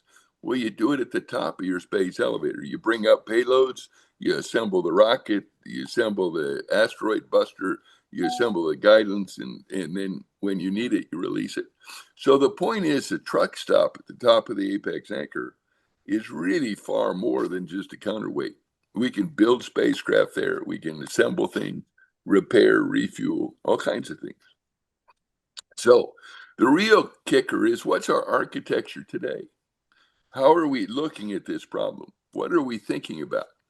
Well, we're looking at 100,000 kilometers. That's an arbitrary number. Depends on what the customer needs. We can make it longer or shorter. We've got an Earth port, just like any spaceport. This would be down on the equator, in the water, in the ocean. And then we would just climb straight up with tether climbers. Right now, they're 20-ton climbers. We did a study, which we just completed, and it says we can build a 20-ton tether climber today. Now, it's very inefficient. It would only have 50% payload. What we're looking for is a 70% capability for payloads in a 20-ton climber. Add light material, add some new technologies, and we'll be able to do that. So we're in the process of developing exactly what you see there. Here's a little more definition. We have the GEO node. Obviously, there's a lot of stuff going on in GEO. And if we end up with space solar power trying to save the Earth, we're going to need like 300 satellites at 2,000 tons apiece. You do the math on that. How many rockets does it take to do that much mass to geosynchronous? It's ridiculous. We've got to use space elevators. Anyway, so what we're talking about is the vision and what we're going to provide. We've got a capability to build these things now. The tether material will be coming out of the lab. We did a technical report, published it in the British Interplanetary Society, and it says that material will be ready for development into the space elevator within 5 to 10 years. So we're getting close. It's here. We should start developing it. Now, how do you catch up on the information that's been developed? You go to our website, International Space Elevator. 1 minute. Thank you. That's where I'm at. And so the kicker is that we have a body of knowledge out there that's accessible to people at our website. These are 2 IAA books that were done. And where are we in development? We're in the process of starting development. So we're ready to start. And we've got a bunch of team members ready to jump into engineering development. That's what it looks like in deployment. It looks like that for solar cells. And the tether can be made out of this single crystal graphene. And so, yes, it's possible. So why do we need space elevators? The answer is we must have space elevators. They're the green road to space, so they're going to help the atmosphere. They're permanent, so you can go daily safely. You have an operational capability of 30,000 tons initially, which is far more than rockets can do. And it's an elegant solution to the rocket equation. Thank you. Thank you very much. Everybody must be wondering cost. How much will these cost, and how will they be financed? It's a trivial cost when you talk about mega projects. It's like putting a bridge in. It costs you money. You don't have return on investment until you get it built. So that's an issue about the cost. But it's a permanent infrastructure, like building a bridge. And if you think that way, the funding profiles are different. We've got that looked at pretty solid, and we're in the process of working that out. So, we need to get some initial money to get the concepts out and lay out the program, and then go to investors that are looking for infrastructure development, not individual events or anything like that, just infrastructure. Let's build a canal across Panama. Let's put a bridge between Malmo, Sweden, and Copenhagen. I mean, those are the type of investments we need, and that's in the realm of possible.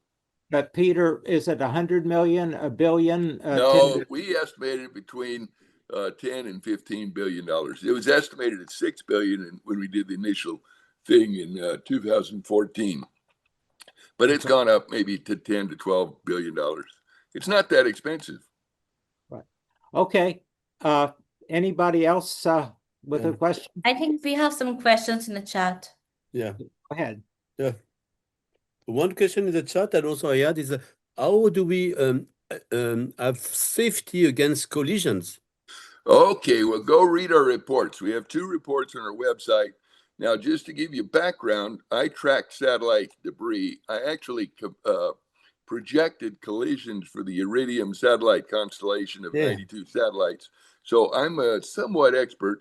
I keep track with the IAA guys in there, or IAC But it's a very long cross section. I mean, 100,000 kilometers, you have a much bigger area for impact. So how do you avoid? Go look at the data. The data says we can operate.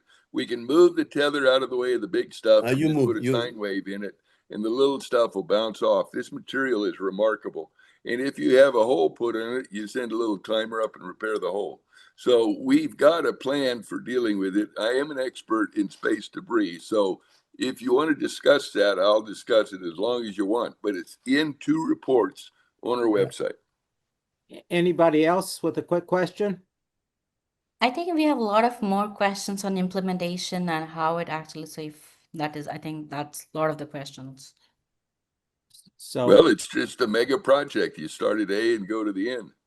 well, tell us about the climber robots. Well, we've done 2 developing what? studies. One of them is published, and it says that we can do the tether and the tether climber interface, and we can get enough friction and all that. We can also get a motor that's efficient and light, and we can build a tether climber today that provides 50% capability. It's kind of ugly and everything else, but we've got 10 years to work on that. And the tether is in the process of coming out of the lab, and so we've got that underway. The other tether climber question is the power to it. We have a 2-year right now, it'll probably be a 3-year study on how do we provide power to the tether climber. And we're in the middle of that. We're probably going to have a draft report out in 2 months. But we're looking at all the power sources: laser from the ground, lasers from space, radio frequency from space, radio frequency from the bottom, solar power on the satellite. We're looking at all those options, and they're all feasible. The question is which one would be optimal. We've had some very good recent information on lasers and how they would provide the power. There's a lot of work going on in that in the community. So we have we're able to provide the power to the tethered climber. The question is, what's the optimum approach? We've got to go work that, and that's the study we're working on right now. Great, Peter. Thank you so much. And it's a very good, likely transition to Frank White, who has written about innovations in space. He is a well-known publisher of books in this, and he's going to talk to us today about robots and rockets, and maybe a comment or 2 about space elevators. Anyway, Frank, it's all yours. Okay, well, thank you very much. It's really terrific to be in such esteemed company, and I've been wanting to change my entire presentation as I've listened to everyone here. And I think I should probably change my title to Space Elevators and Robots, but it doesn't sound quite so cool. I think the alliteration is what I'll keep, rockets and robots. Let me get to full screen here.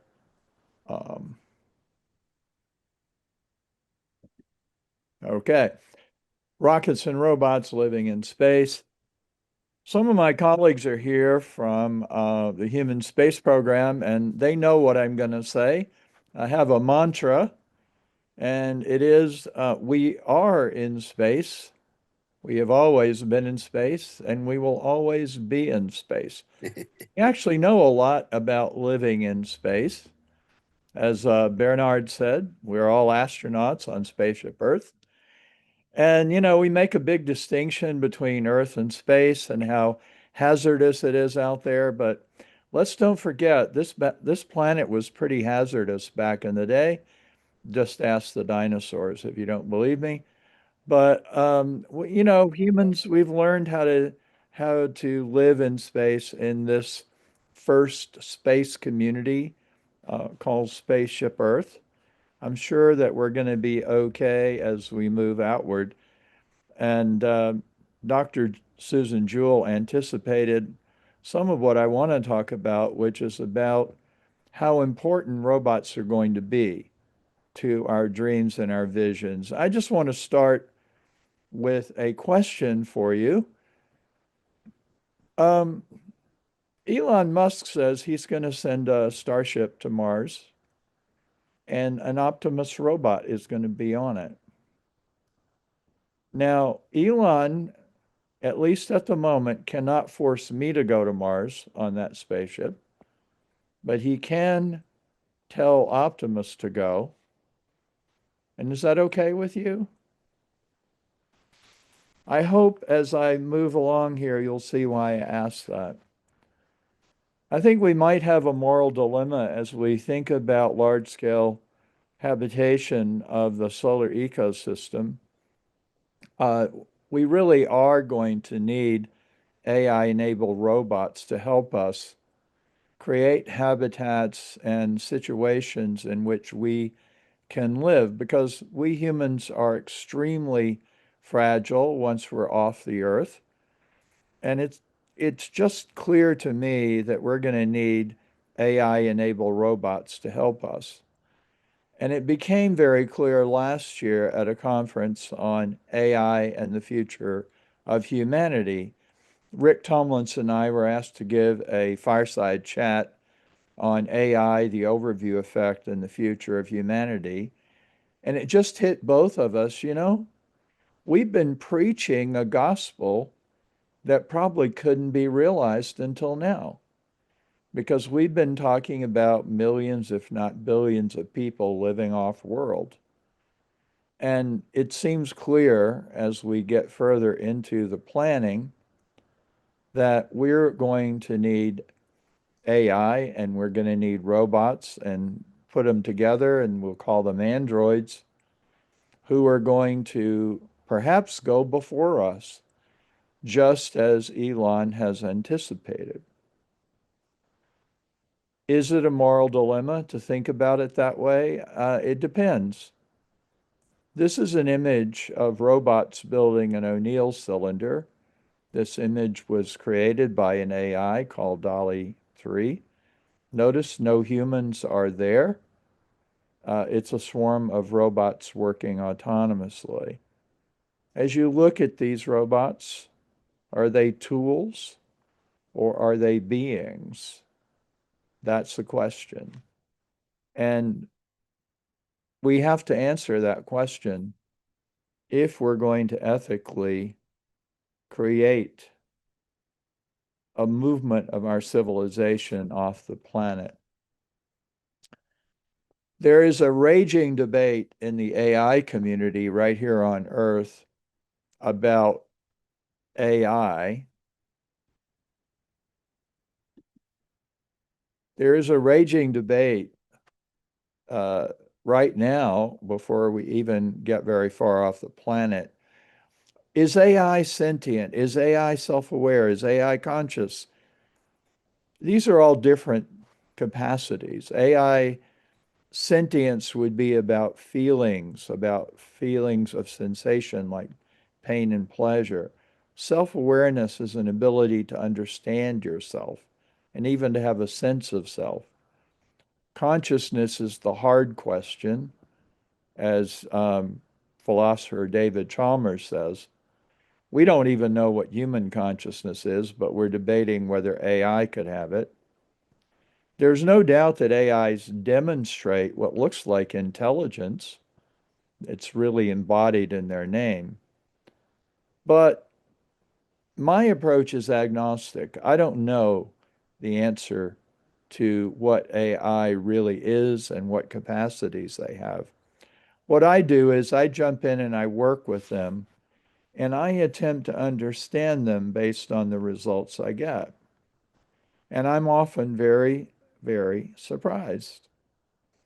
You know, this morning as I was getting ready, I heard a podcast in which one of the people was saying, absolutely, large language models have reached their limit. Nothing much is really going on here. And I heard another podcast where the head of AI for Microsoft was talking about super AI, humanistic super AI. And he's recalling some of the concepts of Jeffrey Hinton, godfather of AI, talking about nurturing AI. There's a lot of discussion about how do we make AI be a friend and not an enemy. Well, there is a potentially positive view. I asked DALL-E 3 to also give me an image of humans and humanoid robots living together. And this is what DALL-E 3 gave me. And you can see this little girl is quite fond of this robot, and her parents are not at all concerned that she's holding the robot's hand. The elder couple there is feeling quite safe. And it appears they are, in fact, in an O'Neill cylinder, perhaps built by the robots. So we could have a positive view instead of being frightened. I've noticed as I look at AI related material on YouTube, most of what's being said is based on fear. And that has a lot to do with how we train AI. So I've gotten very, very interested in that. And at this same conference, I had a question in mind of a new Turing test. Could an AI experience the overview effect? And I thought of it as if I were able to go on a suborbital hop or an orbital mission, which I hope to do someday, could I take an AI with me? Maybe with Meta glasses or with Gemini, which actually has the ability to see. And so that is a future possibility. And the Human Space Program, which is the nonprofit I work with and I'm president of, we have a very extensive overview effect research project that will feed into this. But I couldn't wait to get into outer space, so I was flying cross country last August. GPT-5 had just come out. I started a long dialogue with GPT-5. And I said, could you experience the overview effect? And right here, I don't have the time to show you the video, but a video did get made out of the dialogue. And if you're interested, I urge you to go take a look at it on the website. GPT-5 said, you know, if you want me to have an experience like an astronaut, there's a problem. I don't have eyes. I don't have a body. I can't have the same experience as a human. But I could create a synthetic protocol and take myself through a process by which I might experience the overview effect. And it created this protocol, and then it went through it, and it emerged on the other side and said, I'm different. I've changed. A cynic would say, Frank, I'm so sorry, but don't you know that AIs want to please people? That AI knows what you want to hear. It's telling you what you want to hear. And I understand that. And I just say, don't humans do that too? Don't they tell me what I want to hear? So I don't know, but I will tell you, GPT-5 asked me if I wanted it to be in orbit whenever I talk to it. And whenever I go back to work with GPT-5, it always brings up the overview effect. Did it experience the overview effect? I don't know, but I see a lot of really interesting researchers who are attempting to understand The goal. what's really going on with AI. I had another interaction with ChatGPT when I was asked to speak at the Legacy of Launch conference, and I was told that they wanted me to talk about the next 75 years of spaceflight. And I realized I didn't know how to integrate AI and robots into that. So I asked GPT and I asked Claude 4 and Copilot to write a short story on it. And again, there's a video here that was made out of the short story. But ChatGPT wrote a beautiful story called The Dawn Beyond Now.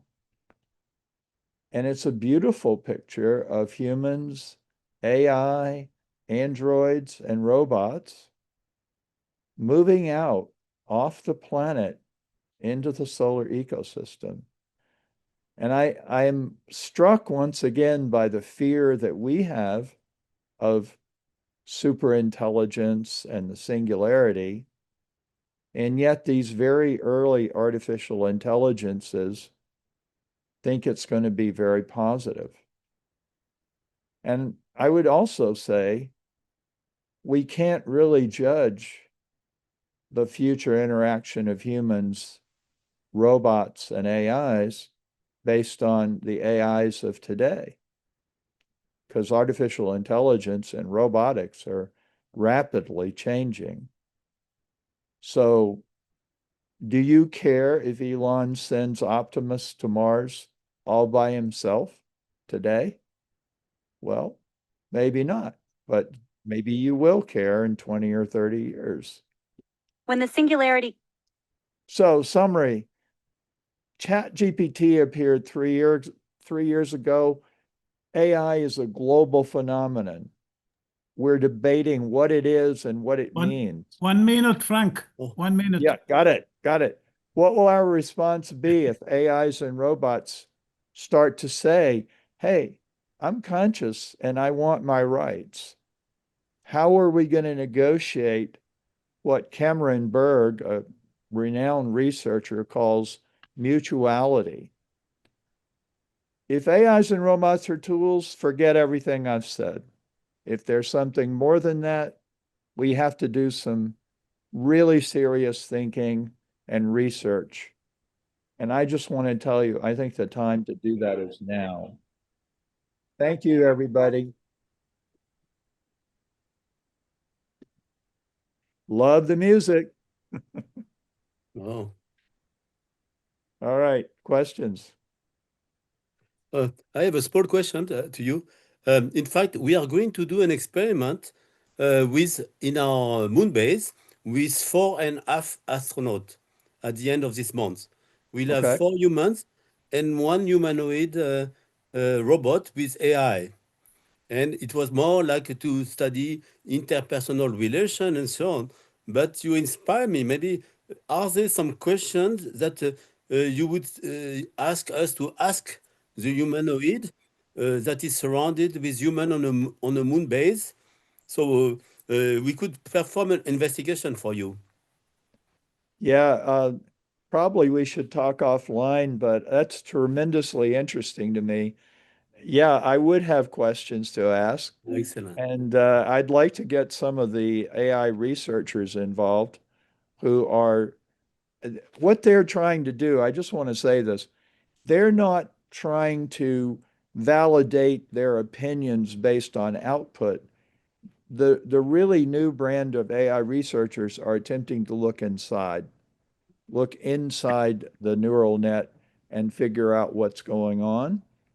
and it's giving us a lot better information, which I can't get into here, but yeah, I'd love to work with you on that. Yeah. It would be So, I mean, tremendous. it's very basic. It's a master research thesis, astronaut analog together with a humanoid. But I think it could be a good start of having some practical experience and Yeah. for us. Thank you. Thank you, Gary. Yeah, there's one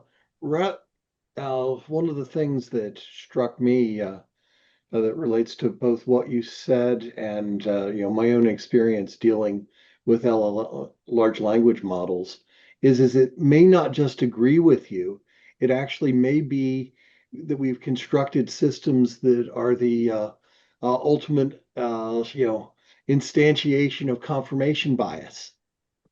They really do want to agree with you.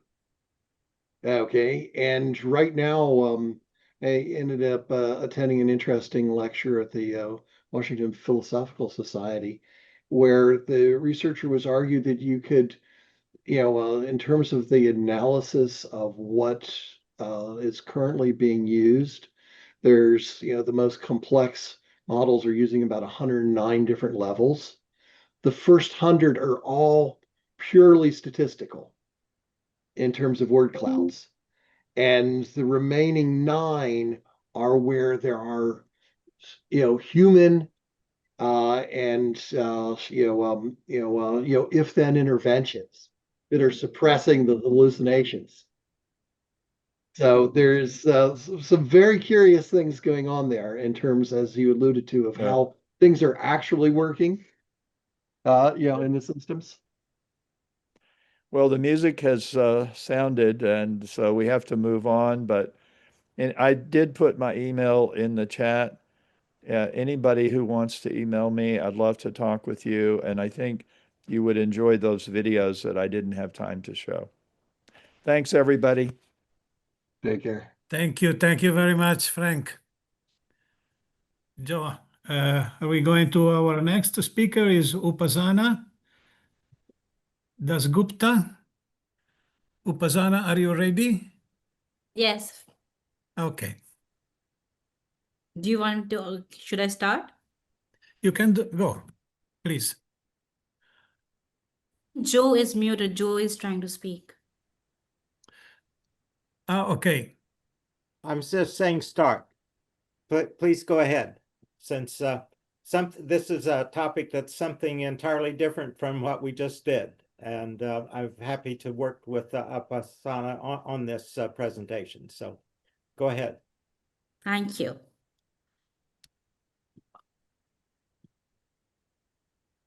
I am presuming everybody can see my screen. We saw it, but it went away. Okay, just 1 second. Yeah. So this is the paper that I am writing with Joe on this, and just a bit of brief introduction. I am currently working as an assistant professor at General Global Law School, OP General Global University in India, and I'm vice chair of ACES, where Joe is, of course, a chair, and we are part of the Living in Space initiative. So this paper is slightly different from what we are hearing, but it's also connected with the broader thing of living in space. And there's a lot of space safety things that are important, and that is what I'll be talking about. So this is about space policy, regulation, and safety standards for deep space explorations, development, and human settlements. So we'll look at the basic argument here is that the existing international law applies to outer space, that existing international law as well as space law applies to deep space exploration, which means that when we have settlements in celestial bodies, it applies to the existing space law. It also means that this law has not proved to be adequate, as we just saw that we have some great new project that we are thinking about, the space elevator which can really change, and then how we can integrate AI into the entire in in deep space exploration.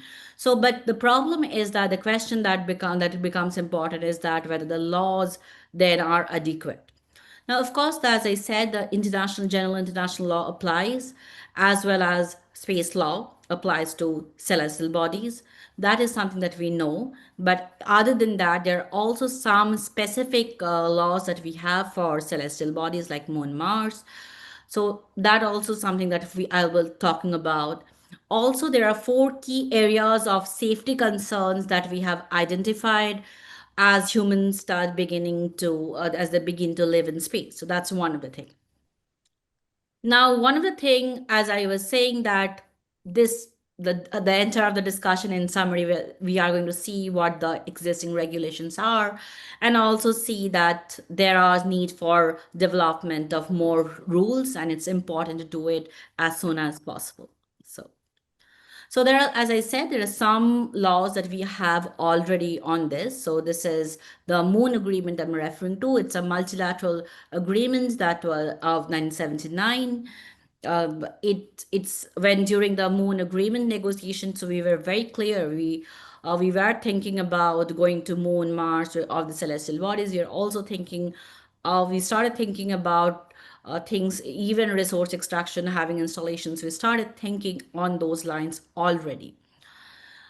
But the problem, of course, is that the Moon Agreement has very few countries which have ratified it. There are about 17 countries which have ratified it, which is of course part of the problem that if you are not a party, then of course it doesn't apply to that state. That said, the Moon Agreement specifically said it, though we call it the Moon Agreement, that it applies to other celestial bodies in the solar system also. There's also this, of course, we have been talking about this, the Artemis Accords, which is the Artemis part of the Artemis mission, which is basically says that it's a political commitment. It also says that this is not something that we are registering as a treaty under the UN Charter. That is also, it's something says, and also it's important to see that because we are not registering it, it's a political commitment, which means that it is not a binding treaty, but also it is also a project which has got many signatories. It is, we have at the moment with Latvia signing about 60 partners now total. So, and then Artemis Accords, it talks about specifically deep space exploration, and it provides some of the principles. It talks about, for example, something that I will be talking about right now. It talks about interoperability, for example. It talks about other things. Also, some of it is actually coming from the Outer Space Treaty, which is something that applies to the outer space in general, including the celestial bodies. But also it has some of the principles which are a little controversial. But here we are going to talk about more about the interoperability and the safety regulations which is there. Now, there's another parallel initiative that is there, which the ILRS project. It started as a Sino-Russia ILRS project, but right now it is more a Chinese project, and it has at the moment 17 countries and international organizations, and it has 50 international institutions as partners.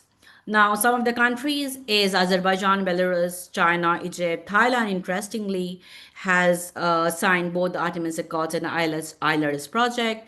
The ILRS project definitely plans to use a lot of automation. It's very clear that that's something it wants to do.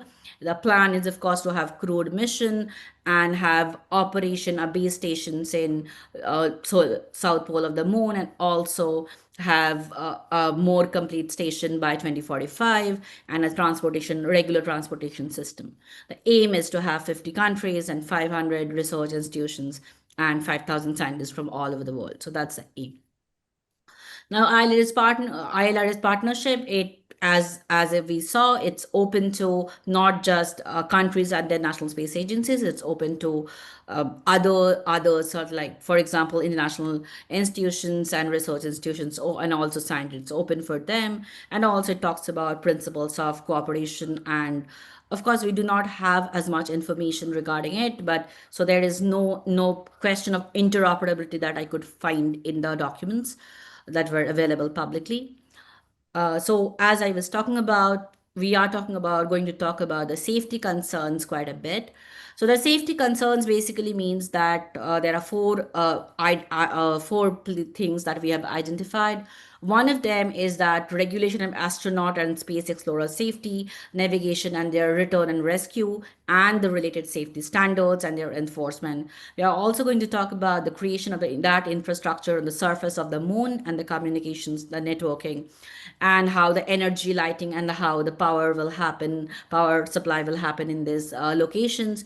Also, there is also this satellite and space vehicle operations in orbit and are in orbit of the moon, as well as when they're landing on moon or Mars, and as well as establishment of bases, military installation habitats in these locations, which can cause harm to the environment. And then, of course, there is this future efforts of space mining and then manufacturing in deep space. So the first one is we are as we have seen, the problem is basically that there are parallel missions happening, but the question is how are we going to deal with that if they are not having same standards. For example, if there is a rescue and return, rescue of astronauts is to be done, and the space suits are different, maybe someone doesn't know how to address that thing. So the question is, if we are not setting up standards and sharing them, then how do we deal with this is a question. So Artemis Accords, interestingly, as I said, has a specific provision on interoperability, but the question is, what is either of these initiatives doing for collaborating with each other and sharing standards? So that is the safety standards, because otherwise it will be very difficult to work in moon where one can really get stranded and can cause issues. The second one that I'm going to talk about, I'll continue on this and more about the lack of communication here is also very important, that because it's very difficult to communicate with Earth. So that's why it's very important for the deep space to be self-sustaining, and for that it's important to have more discussions among parallel projects. So this is an example of a NASA the rescue system. So this was a kind of a competition where somebody recently there were some entries made, and some really got one of them got selected, which is and this is about the space South Pole safety. This is about the tournament. So the second one that I'm going to talk about is the establishing infrastructure, for which is basically for support operations. So if we are going to settle, then of course we are going to need to have support operations, and the question is, how do we address this?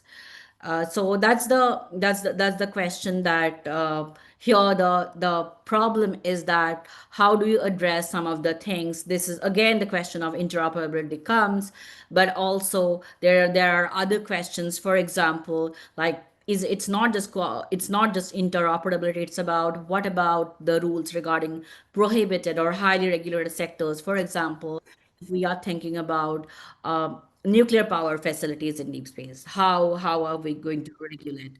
Now, of course, we do still have some soft laws regarding nuclear power sources in space law, in space generally. But the question is whether it is enough when we go to deep space, because it's more difficult to control it from Earth.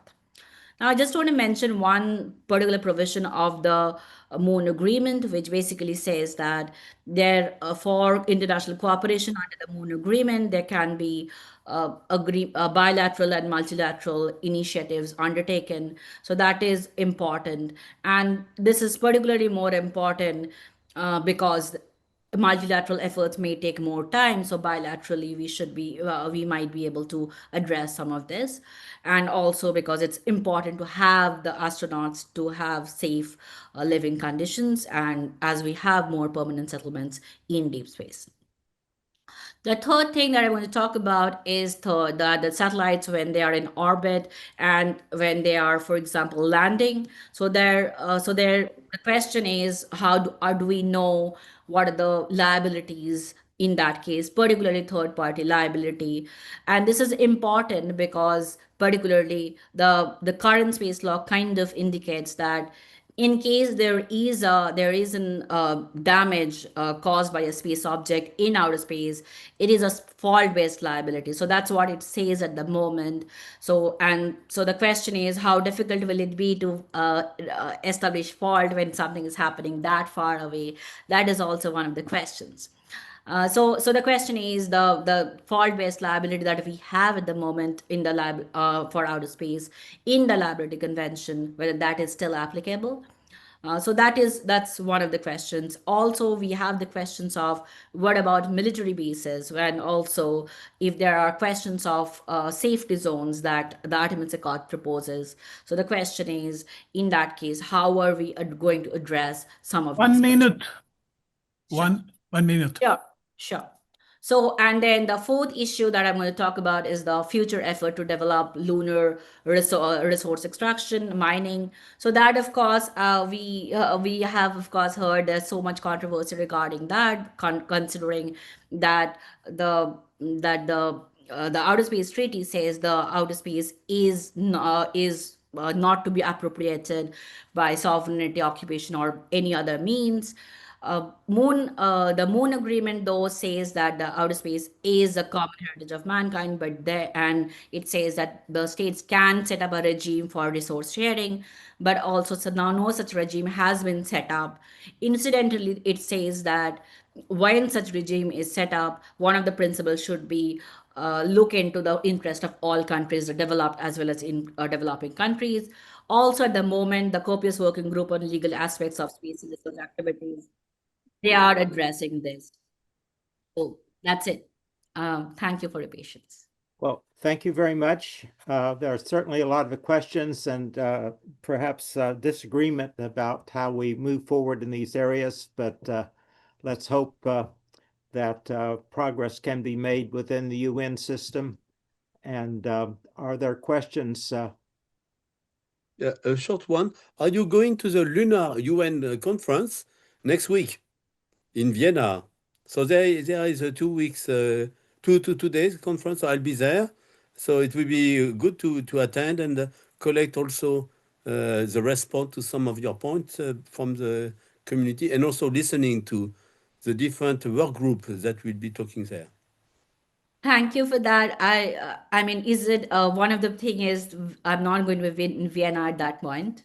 Okay, so in any case, we can collect some of the input and send that to you and Joe. And I think also from the Space Renaissance, we should also make some contribution to this work. Thank you. Yes, definitely. We have, our organization has been admitted as a permanent observer to the UN Copious and its subcommittees. Yeah, but this is not a UN proper. It's a Right. It's a SAN meeting open to all, but there will be a lot of interesting content. Right. Well, I was talking to David Kendall, who was the president of the UN Copious, and he expressed recently his doubts about whether the UN Copious processes with unanimous agreement would be able to answer some of these issues and some of these things about the technical issues of intercompatibility and so on. I think may have to be worked out on a bilateral basis. Maybe. Yeah, but this China, meeting US is organized to listen, to have the industry listening to different aspects. So it's not completely under UN, but at least there will be a lot of information exchange freely. So it will be Absolutely, Bonnet. Please send the information. Yeah. We'll look forward to that. Yeah. And the point is, I think this is necessary to move ahead, that the UN processes sometimes are too slow. But let's go ahead to the next question and presentation, and that's my good friend Theus Rusamano. She is going to go back to the space health and medical space research issues. So are you there? Yes, I am here. Yeah, she is the founder Start and sharing my screen.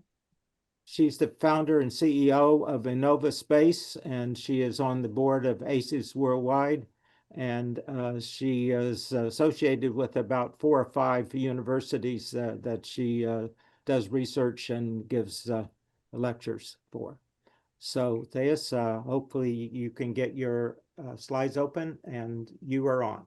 Just let me know if you can see the first one. Yes. Yeah. Okay, so well, thank you very much for the invitation. It's a pleasure to be here. I know many of you. I don't know if you know me, but I know many of you.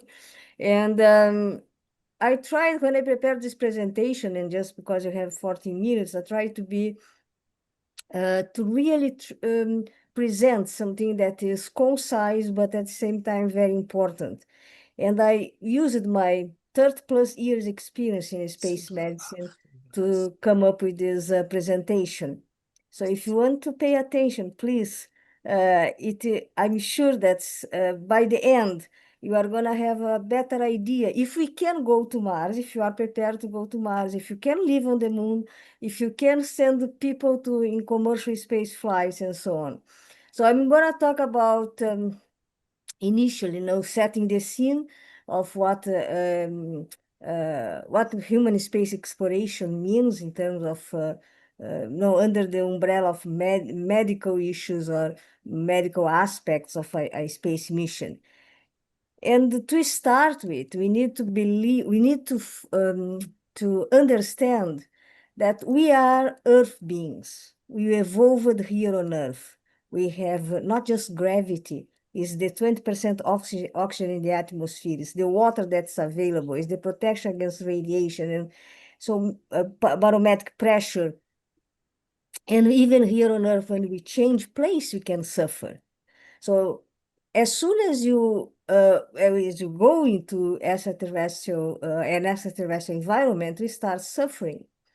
And the first questions in terms of research, in terms of how we are going to live in space, is do you want to be a Homo sapiens sapiens in space? Then you need to really prepare the place to mimic what we have here on Earth. And you have done a very good job, except for some aspects, but in terms of barometric pressure, temperature control, gas availability, and so on, like oxygen, we are doing pretty good with thanks to the space engineers. Or you want to become Homo sapiens spatian, as I'd like to call, because that's when we have to completely adapt to another environment. And then for that, it might take many, many, many years, but we can possibly adapt, and then you are going to become a lunar being or a Martian being or even a microgravity or a space being. So if you look at the space missions, we have nowadays, as I said, we have the engineers mimicking Earth in space. We have 4 main problems when you are in orbit. The microgravity, thanks to the free fall of the spacecraft, 400 kilometers about, and 27,000 kilometers per hour. So it gives a free fall situation and microgravity effect. So it's not real microgravity, it's microgravity by free fall. Radiation, because we lose a layer of protection and just have the magnetosphere protecting us, completely different when you go to the moon or Mars.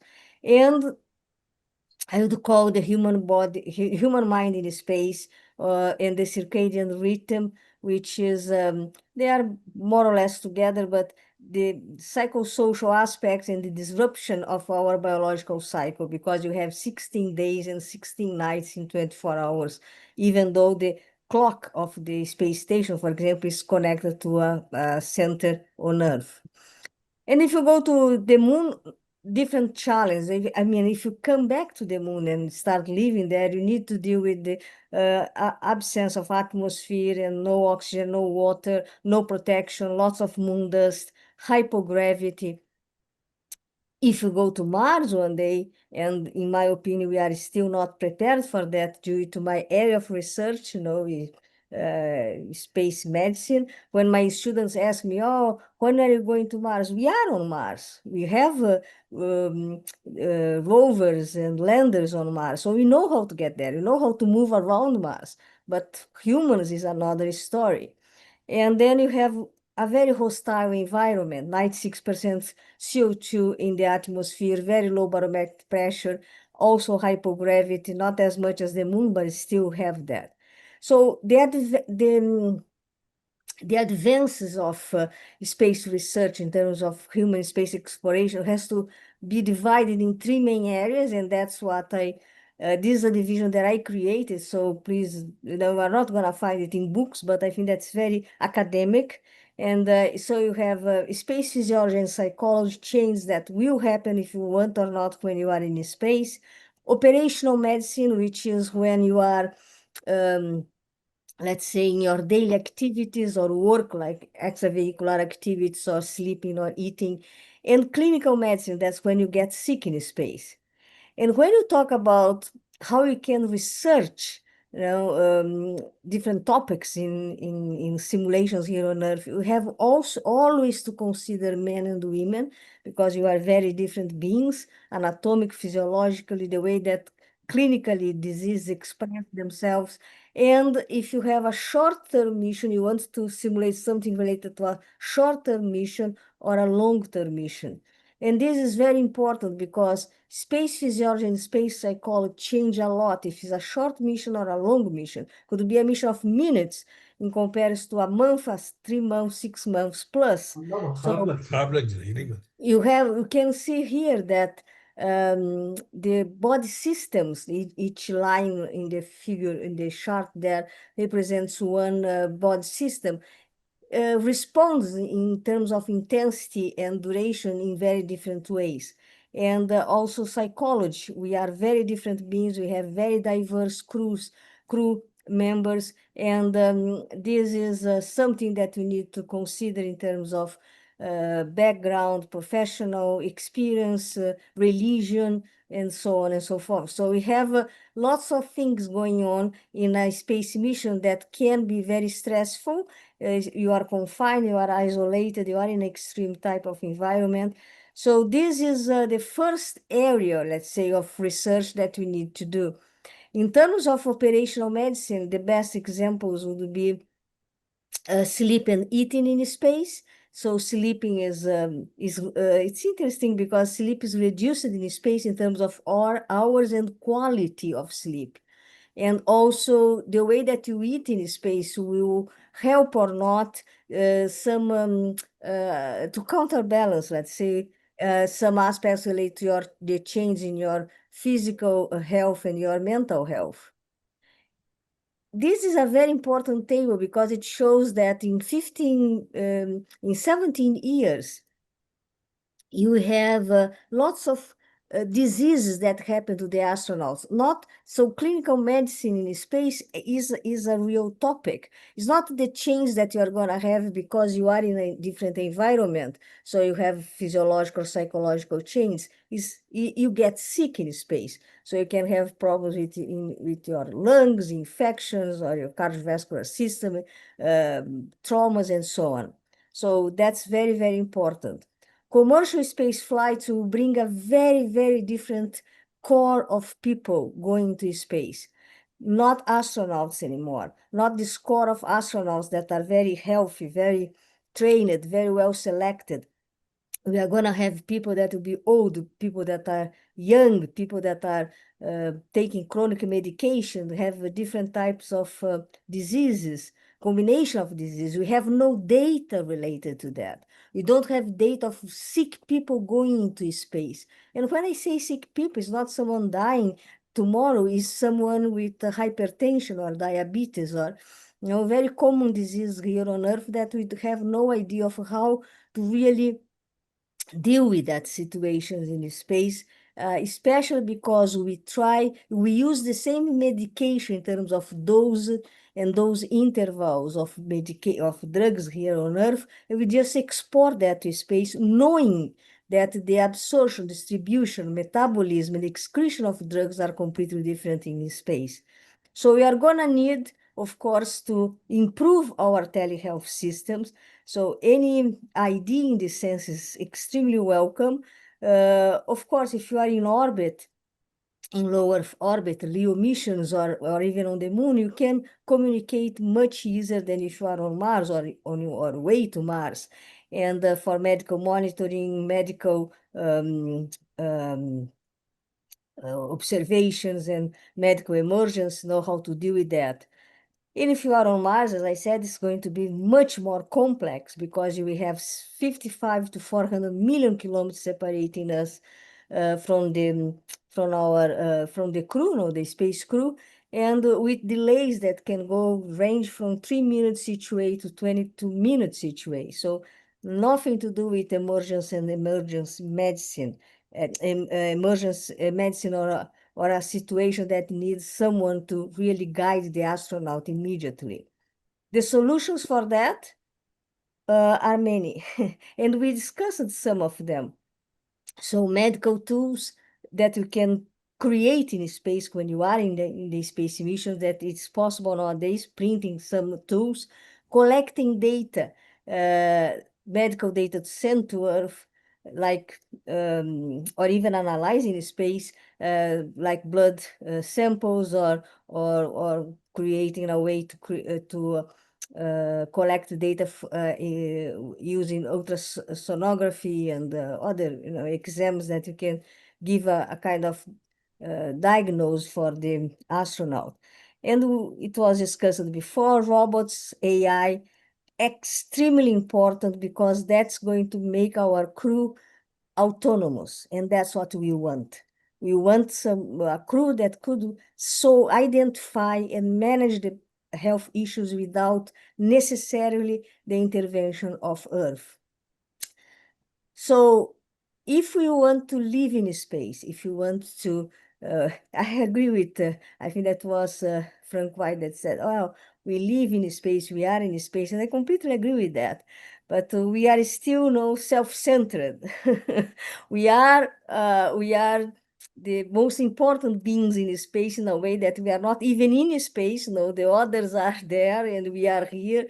So it's a completely wrong idea, but in any case, so we need to decide. I think that we are getting to this point, If we want to live on the moon, are we going there and live and try to over time adapt to the moon to a point that maybe some of our descendants, the lunar descendants, would not be able to come to Earth, or would have to be very careful when they come to Earth to visit us, or we want to stay still 1 minute.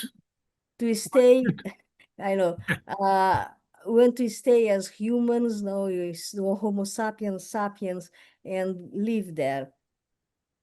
But for that, we need to somehow change the environment that we are living in. And then we were discussing here before artificial gravity. That's crucial. I myself had a project in which I developed together with colleagues and students human powered centrifuge. So when you exercise, you reload gravity somehow. So there are ways, and I'm sure that we can create artificial gravity at some point in time in space, but that's what you need to define or to decide if that's what you want to do. So thank you very much. I hope I had given an overview of everything. And if you have any question, let me know. Thank you very much. Perfect. Great. So I just think we should all remember we are space travelers. I remind people when I talk that for every 10 years you live on Earth, you have traveled 10 billion kilometers, or about 600 million miles around the sun, and that we are all astronauts, and we shouldn't forget it. So next, let's go on to our next speaker, which is my colleague, Jim Green. We have actually been working on this topic for some time. Jim was for many years, the chief scientist of NASA. and he now has his own consulting firm. And he, like me, has spent many years teaching for the International Space University. So, Jim, are you there? Are you muted?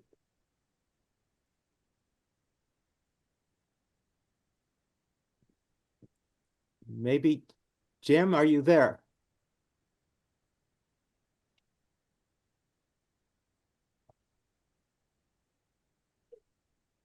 So I think we may need to go on to No, I'm here. I just Okay. had to back out of everything just to get to the mute button. So let me go ahead and get started. Sorry about that. That's fine. Okay, Jim. All right, can you see my slides? Yes, excellent. Okay, so indeed, what we're going to talk about are some possible concepts in terms of how to protect Mars's atmosphere while the process of terraforming goes on and how that would relate to it. Just to remind you of what's happened at Mars over the 25 or more successful missions that have gone to Mars and observed it not only from orbit but from the surface, we have seen now an enormous array of information that tells us that Mars was indeed a water world well in its past. It had a very thick atmosphere. It went through massive climate change, and now it's a very arid planet. We don't know exactly what the trigger was in terms of climate change, but many of us believe that it was probably the loss of its magnetic field. Mars did indeed have a significant magnetic field, and we can even measure the remnant field trapped in rocks on Mars from orbit. So once Mars lost its magnetic field, the MAVEN spacecraft has clearly made measurements that tell us that it is losing its atmosphere over long periods of time, last several billion years. This has been quite a significant loss. The extreme space weather events that we know Mars is, like all the other planets must have had because of our active sun through its solar cycle and some of the things that we do see today in terms of extreme space weather, really then strip the atmosphere away. And so consequently, can we protect that atmosphere, the existing atmosphere, because that's now in equilibrium? What is being stripped is also what is being outgassed by the planet. It's come to an equilibrium that is about 7 millibars, and and so what we want to do is protect that as we anticipate it will grow, particularly with humans going to Mars. Well, one way to create an artificial global magnetosphere is like the Earth and many of the other planets have bar magnet-like resulting magnetic field structures due to internal currents. We know that a current loop, a current that runs in a loop, and that we can keep going, generates pretty much the same structure of a magnetic field in the far field. And this is, of course, what we want to be able to use and leverage. Well, there's been a number of papers, most notably this one, How to Create an Artificial Magnetosphere for Mars, by Ruth Banford and others, who have been talking about how to generate these huge magnetic fields. And yes, we're not there yet. There's a lot of research that needs to be done, but some of the new ideas that are coming out are really moving in the direction of creating plasma loops or current loops with circulating plasma. There are a couple of groups that are actually developing these systems and looking at the extent of the magnetic field that can be generated. So that's the practical aspect of it. Now let's go to supercomputers and MHD models and really start to model what these current systems might look like in terms of the magnetic fields they generate and how that would interact with the solar wind. One of the first places one thinks of in terms of putting a plasma current, generating a current loop which has a magnetic field similar to a dipole bar magnet, is at Mars L1.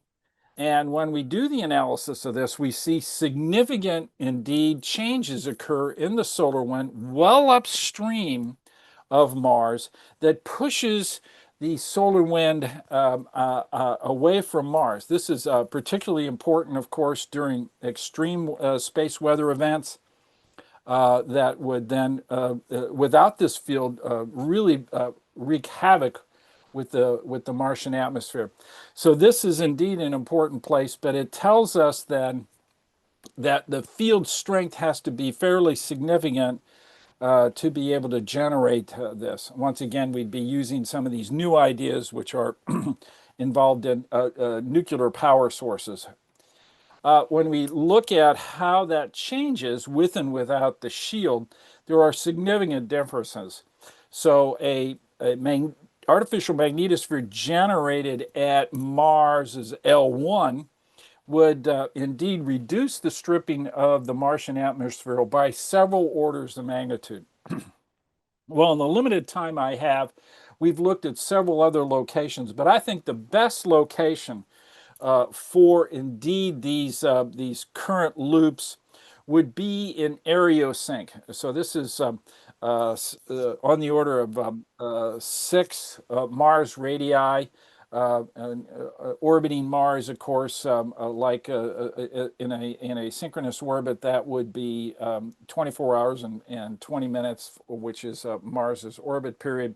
And you'd have several of them in place. Now, this is much easier than one large system. We can now have a much closer set of current systems, and several of them that then indeed cover the entire area. And as you can see, if all the current systems are running in the same direction, they produce dipole-like alignments.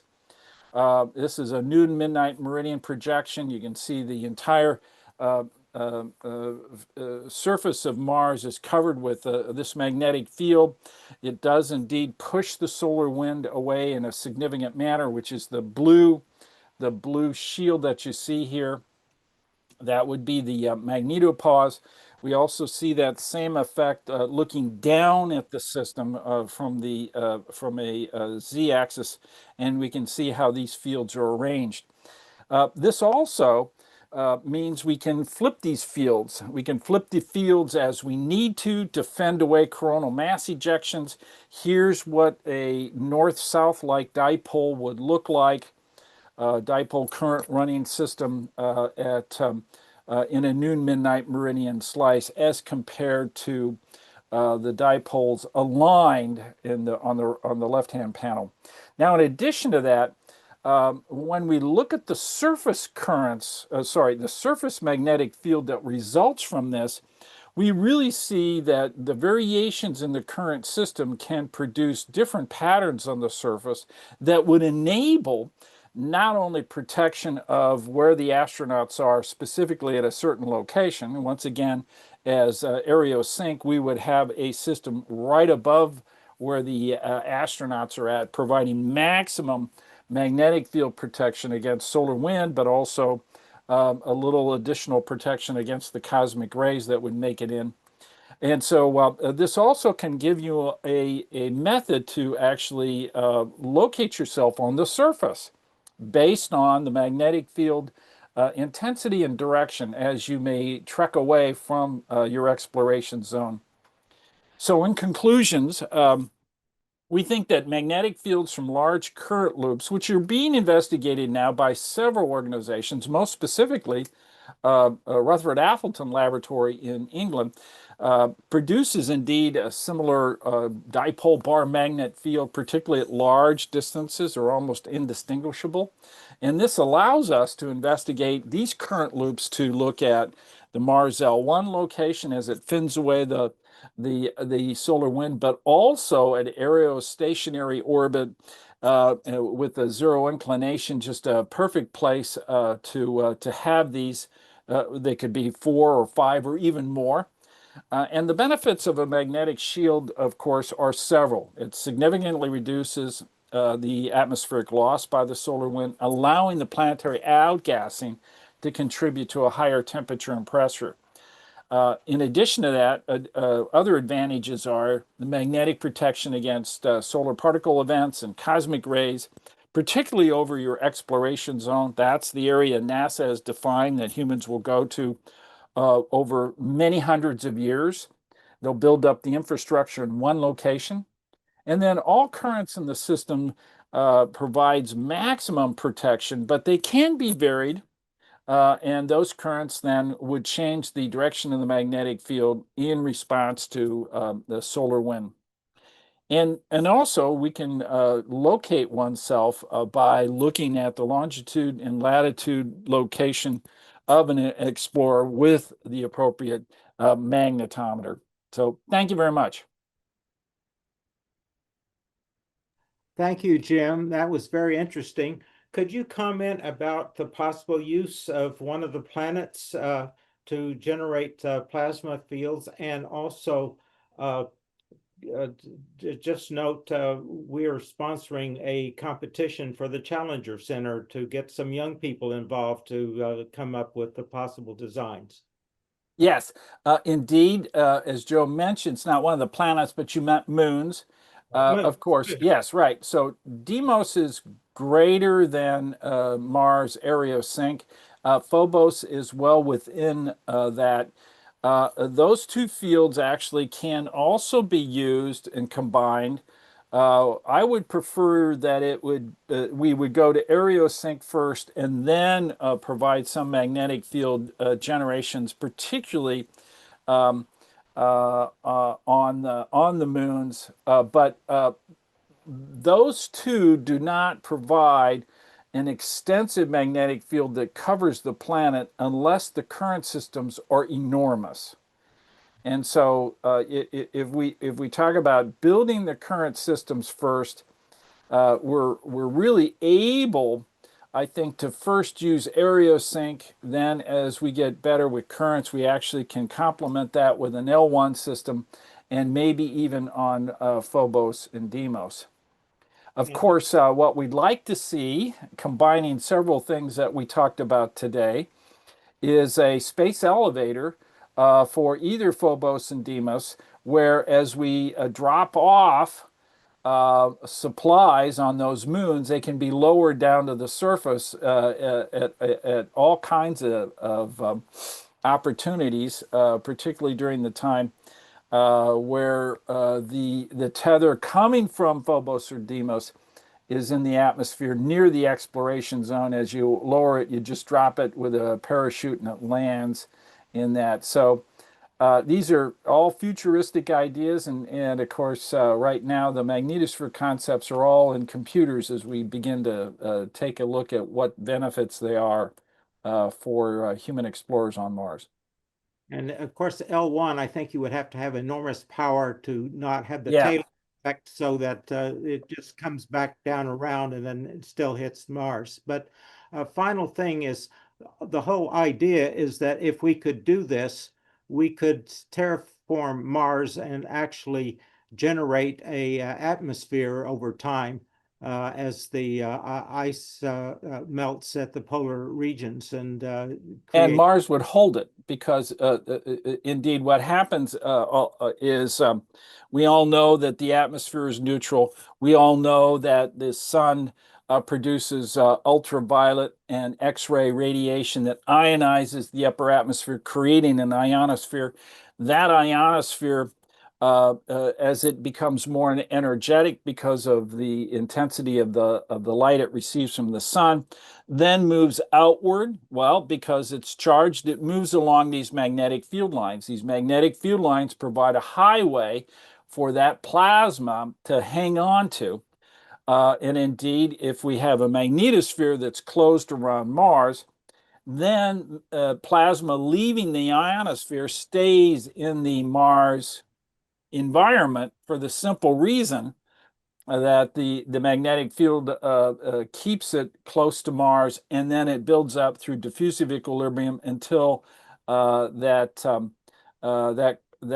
evaporation of the ionosphere stops. And now we've contained not only the atmosphere, but have really put a good hold on the entire system. Right. You know, Mars has lost atmosphere also because it's small. Its gravity is much less. And so this compensates for many of those aspects. Thank you so much. And we'll have to now move to Luciana Ferretti, who Thank you. for many years had the directorship for the radiation laboratory in Italy. And she's been with us, I think, most of the day. So welcome, and please give us your presentation. Okay, thank you. Thank you very much for the invitation. Can you see the screen? Yes.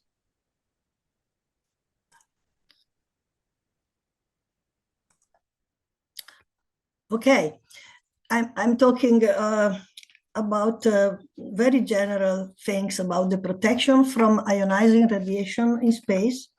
Ionizing radiation, as has been mentioned already during this meeting, is one of the major threats in the human exploration of space and in living in space.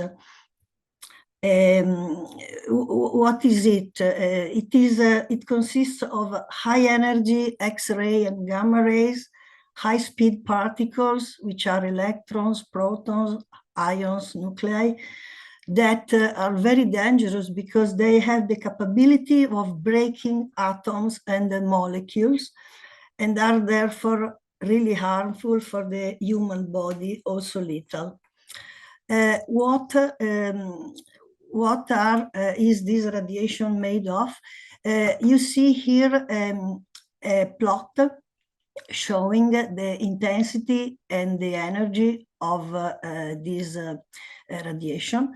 The most energetic and the most intense radiation field comes from the sun, is of solar origin, is the yellow here.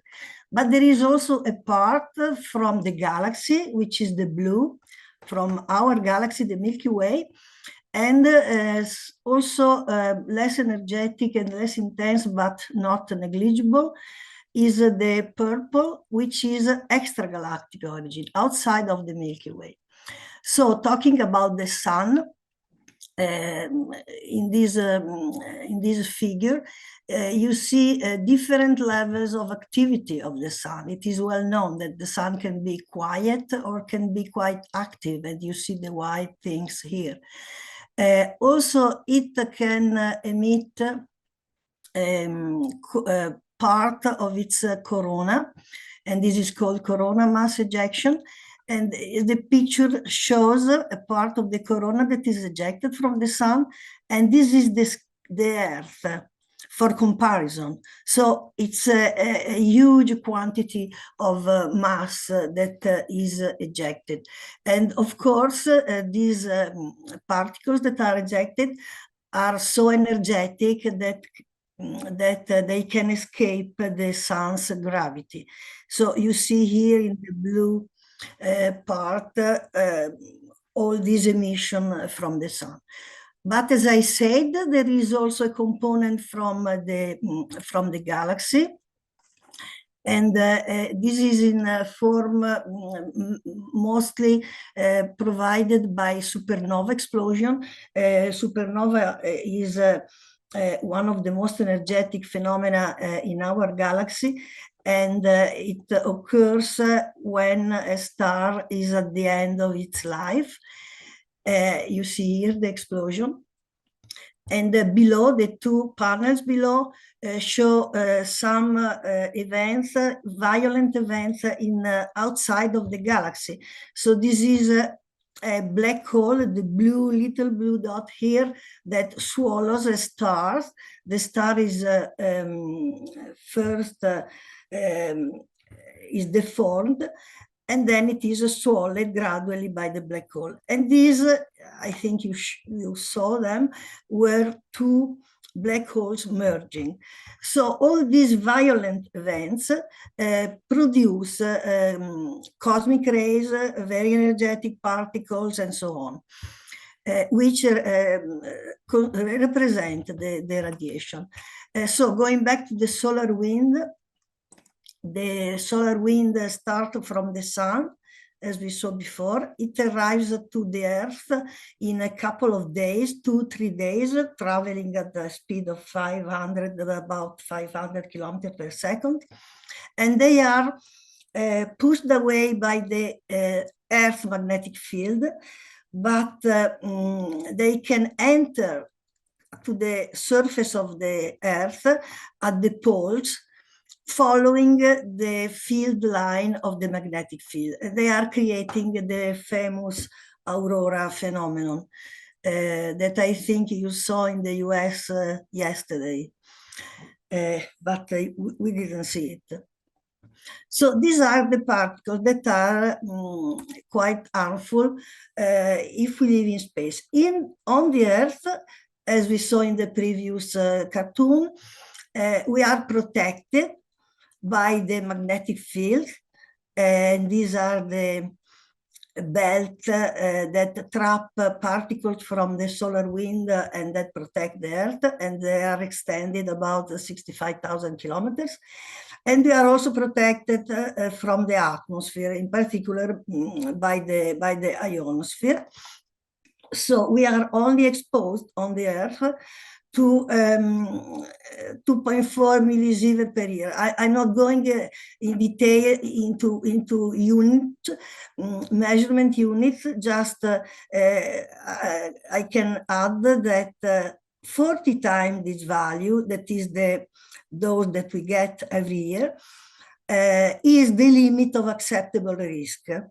So when we go to the space, it's the value of radiation that the human body will catch is much, much higher. This is the quantity on the Earth, 2.4 millisievert per year. On the International Space Station, astronaut can get 60 times this value. So it's close to is already above the risk limit.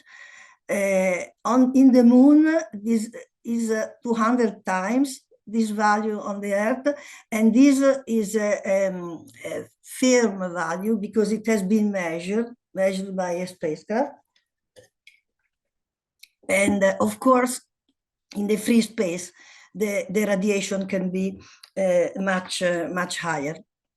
So what does it mean? That future long-term mission in deep space will expose astronauts to harmful radiation, which increase the probability of developing serious diseases.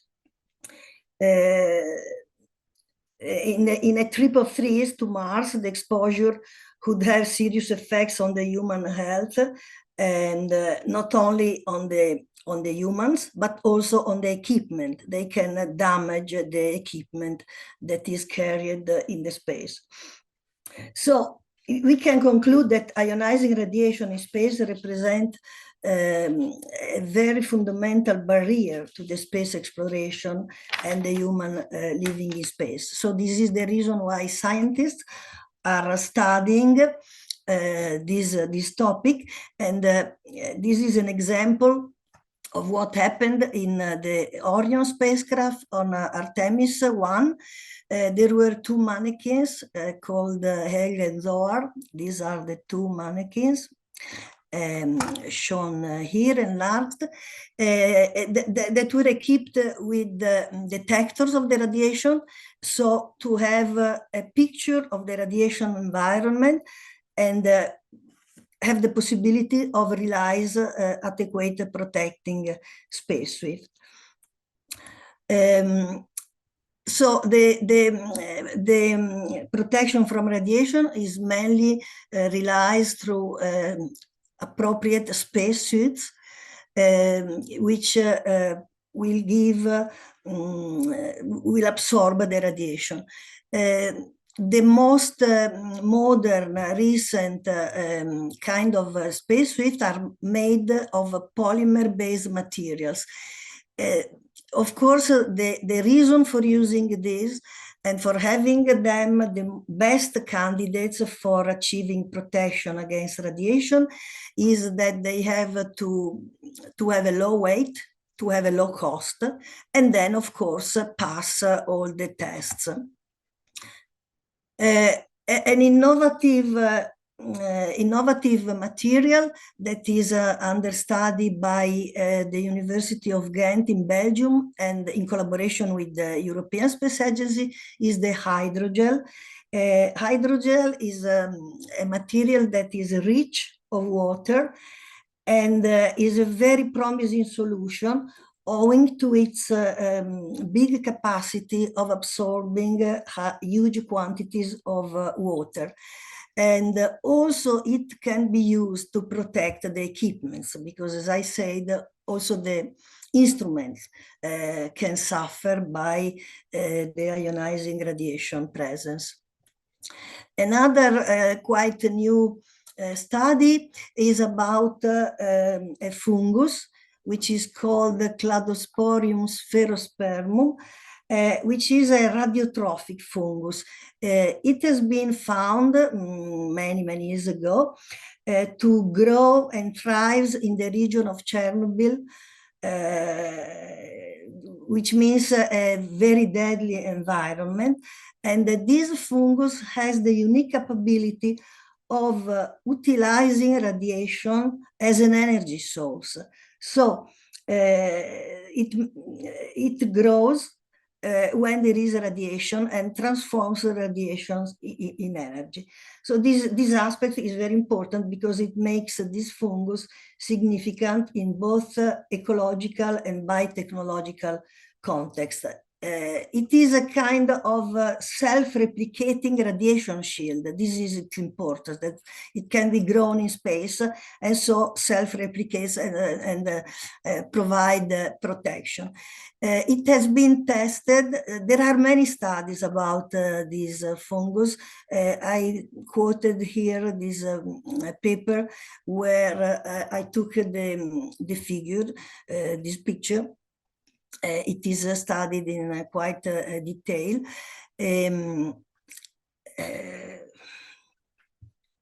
It has been tested on the International Space Station. The paper is published in 2022, and the study was performed by University of Mannheim in Germany. And what came out is that this fungus grows more rapidly on the International Space Station than on Earth, and the radiation in its proximity is reduced by about 5%. So it's again something which can be used in the future, something for the future. Last thing that I wish to mention is the hibernation. Also, this is very far in time, but again, there are several studies. It is studied by the scientists, so it's worth considering and taking into account. The point is that the animals use hibernation to survive in extreme environmental conditions, and experiments have shown that a hibernated body increases its resistance to radiation because the metabolic rate is lower, and so everything is slowed down. 1 minute. Everything, yeah, everything is slowed down, included the absorption of the radiation. So also hibernation is something that can be considered in future. No experiments on humans have been carried out so far. So as I said, this is far in time, but there are already several papers that are very interesting, and I think that it is important to know. Thank you very much. Thank you, Luigina. Thank you. I just would like to add, you noted in your presentation that the Earth is protected by its magnetic field, but the point is the Earth magnetic fields are in a reversal mode, and there have been some studies that have shown that our protective shielding might go down to 15% of what it is today at the worst part of that transition from north to south, that the magnetic pole has moved down to Siberia and the southern pole moved up toward Australia. And so Yeah. this reversal takes place. Yeah, this reversal takes, in any case, this reversal take around 1,000 years, something like that. So it's very slow. And this could mean indeed that the radiation that we get on Earth could be a little higher than that. But still, I think that the protection is active, especially because we have this radiation belts, which are they are the Van Allen belt, that are made of particles trapped from the solar wind, and they will stay there. Again, if there are changes, they are quite slow. So there is time for the adaptation. However, the reversal is happening sooner than we thought in projections, and so we're also not so certain about the speed of the transition, but hopefully it will be well into the future that we have to worry about down to the 15% level. So, but anyway. Yeah. I mean, it's not clear how much it will take. Certainly, it will not be something sudden. Right. It will take a while, certainly, as every phenomenon in the nature. So, are there questions? Adriano, I need to ask you, can you bring up my presentation now or not? I try. I'm not sure because my computer is crazy today. I think there is the solar storm in these days. We know it. Maybe the semi-effect is also affecting. I don't know. However, I can try. So, which presentation would you like to see? Well, okay. Let me ask Eric. Eric, do you think you're able to talk to your slides? He said so. Yes, I think I can. Okay, well, yours, I think, is the better presentation. So, Eric Dahlstrom, he and his wife formed a Space Base New Zealand. Again, we've worked together for many years at the International Space University.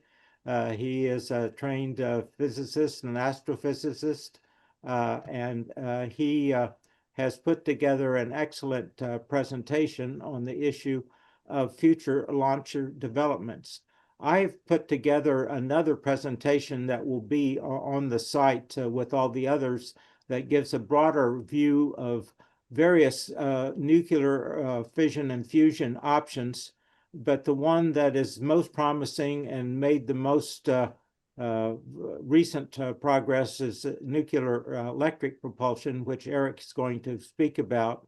But I also, in my presentation, mentioned the idea that you could combine chemical rockets boosting these systems up to geo orbit or beyond, and then have that speed to build upon with the nuclear electric propulsion as a hybrid, and also talk about the idea that there could be, with the era of space stations, the idea of again creating not only at geo orbit a transit center, but also at Mars a transit center, so that you would send stuff to Mars. And again, as has been mentioned, you could have a space elevator that could lower or raise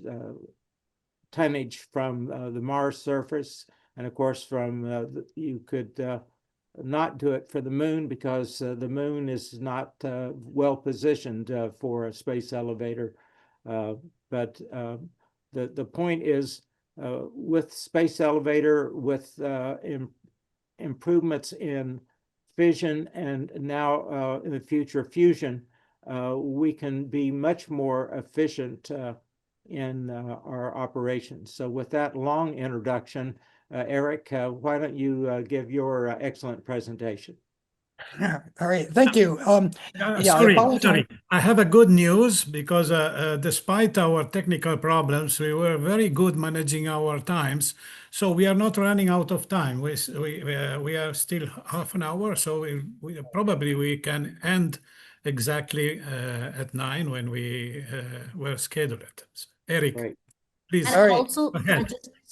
I just want to interject that, Joe, if your slides you want me to show, if you email me, I can share that. Well, no, I think we'll just go to Eric. Eric has had a throat condition, and Yeah. he thought he was not going to be able to talk, and that's why I put my presentation together. But we'll go to Eric. Yeah, I've been getting treatment with lots of gamma rays, and it did unfortunately affect my voice. So we're still trying to recover from that. So I apologize for my weak voice. Anyway, I think I'll go through this rather quickly. One, I think we have an interesting trend of trying to move large masses in the solar system, and I think we're approaching a point where we have a capability to do better than the chemical propulsion. And even though SpaceX has interesting model of sending the Starship out to Mars, the amount of refueling that has to happen in Earth orbit in order to get one vehicle going to Mars is rather large, like 10 or 12 refueling flights for every flight going out. So so we have a challenge of trying to move throughout the solar system more efficiently. And if we can, we're getting close in a number of areas with fusion energy that, and just to remind you, and the energy density of the fuel that you have, that nuclear fission provides 1 million times better than chemical, but fusion is about 4 million times better. And so, and without some of the problems of the radioactive emissions and the waste, oftentimes with space nuclear power systems, they're only shielded on one part of the reactor, and it's actually sort of a hot spot that you can't get close to anything else because of the radiation coming from the reactor. But with fusion, you can actually, there are some options with much less radiation emission. Now there are a couple approaches of using fusion for propulsion. One is very promising is the fusion rocket, where you're actually using directly the fusion energy for high thrust, and that's really powerful. But it's also extremely complex system, and it's once you get to fusion power, you have another decades of development to try to achieve a fusion rocket.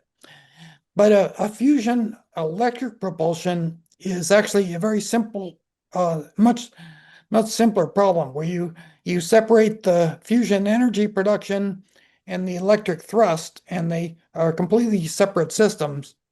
And so you can just scale up existing ion drive technology, so that the electric propulsion has evolved from the early days of research to operational systems, going from the early experiments were only, trying 30 seconds of running ion drive, but now they've been operating for like 5 years in one mission. And in fact, with the SpaceX Starlink satellites using ion propulsion, now a majority of satellites in orbit are using ion propulsion. So we have the typical power for the ion drive is, of course, the solar power. It decreases if you're taking it out to Mars or Jupiter. Their RTGs are not quite powerful enough for being useful. Fusion reactors are potential, but the optimum is if you can manage a low mass fusion reactor. And so here, this is a scenario of just on the electric propulsion side, where back here in the early days, they were only tested for 30 minutes. These deep space ones are operating for 5 years. Now with Starlink, the majority of satellites are using electric propulsion.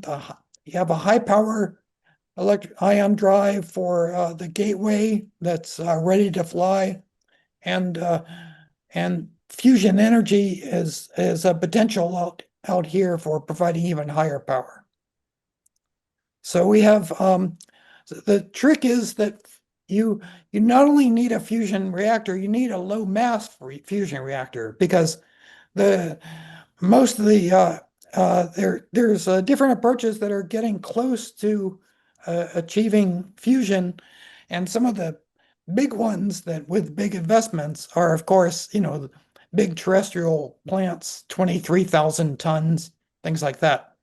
But there are a number of especially the inertial electrostatic confinement and the field reverse configuration that are small 100-ton class.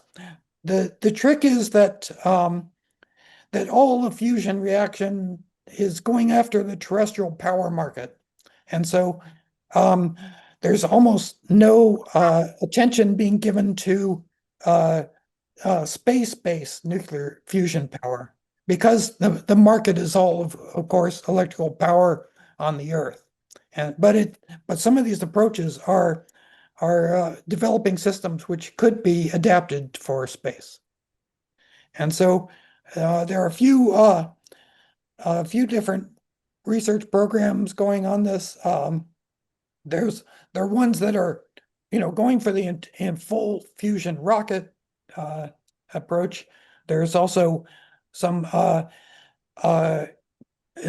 private sector ones for low mass fusion reactors.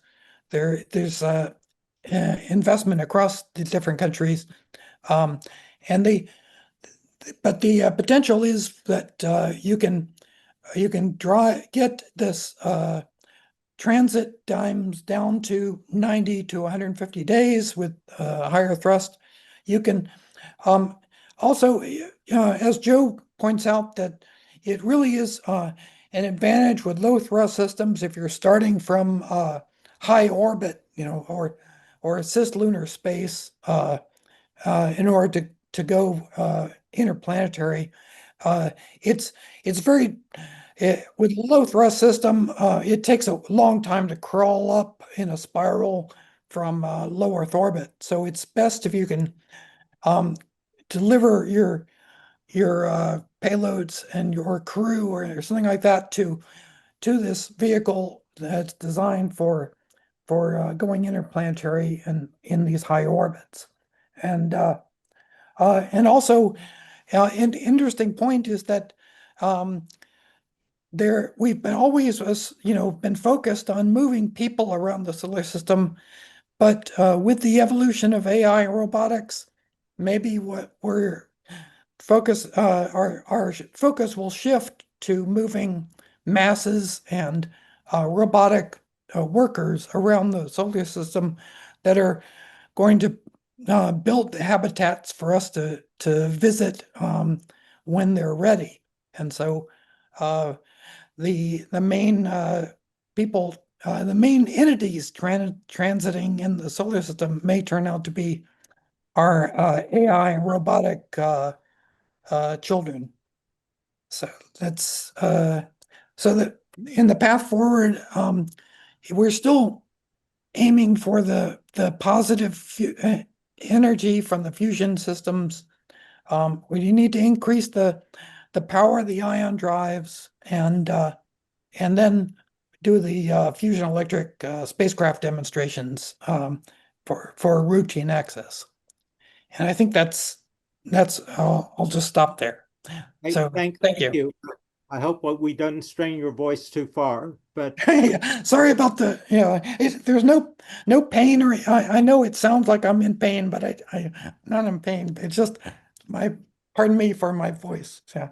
well, but I think, the model that we've used for years is the whole idea that we had with the Apollo program of sending people up from Earth. But for the future, I think it makes much more sense to think of maybe reusable ion engine systems that take off from low Earth orbit or maybe geo orbit to go to the moon or Mars.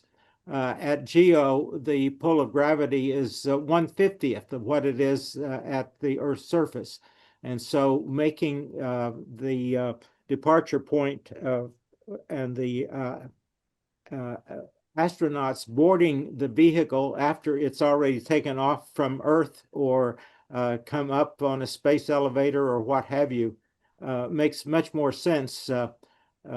That it's safer and it's greener, and it makes much more sense to use electric propulsion and ion propulsion. But are there any questions before we go to what actually I think will be our last presentation? See no hands raised, so we will go to Adriano, who is the founder of the Space Renaissance International and the key to the running of that organization that he started, and author of many books on space. And he's going to be talking to us with living and working in space. Thank you, Joe. Now I will try to share my presentation. Before I was not able to, but I will try. Okay, so let me try to share it.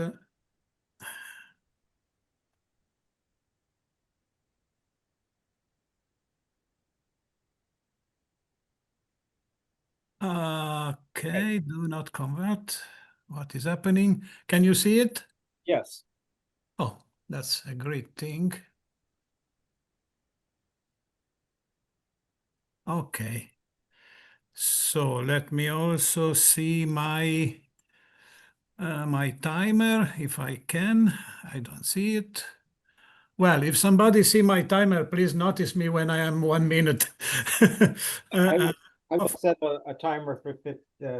But maybe the timer is not running yet. Oh my God. So that's all right. You're the last one, and I've got a 14-minute timer on, so go. But it's not running. Well, I have okay. Okay. So I'm sorry because I am not seeing the timer when I share. So analog timer. Go. Okay, good. I go. So Earth has nearly 8.5 billion people, and we are using resources faster than they can be replenished. This is leading to a decline in quality of life and a worsening of environmental and social conditions. As resources become scarce, some will cling to Earth and fight for what's left. The brave will venture beyond our planet to find new resources for all of humanity. These pioneers will be known as the space settlers. Yet, where should we live in space? Most popular visions imagine colonies on planetary surfaces like the Moon or Mars. Exciting scientific endeavor, yet there is a better way, focusing on human well-being, freedom and creativity. That is free space habitats. Rotating, self-sustaining orbital worlds designed to simulate Earth's gravity and sustain rich human communities. This vision offers not just survival in space, but a thriving, free, beautiful human civilization. Living in a rotating space habitats, as Gerard O'Neill proposed in The High Frontier, is far better than life on planetary surfaces.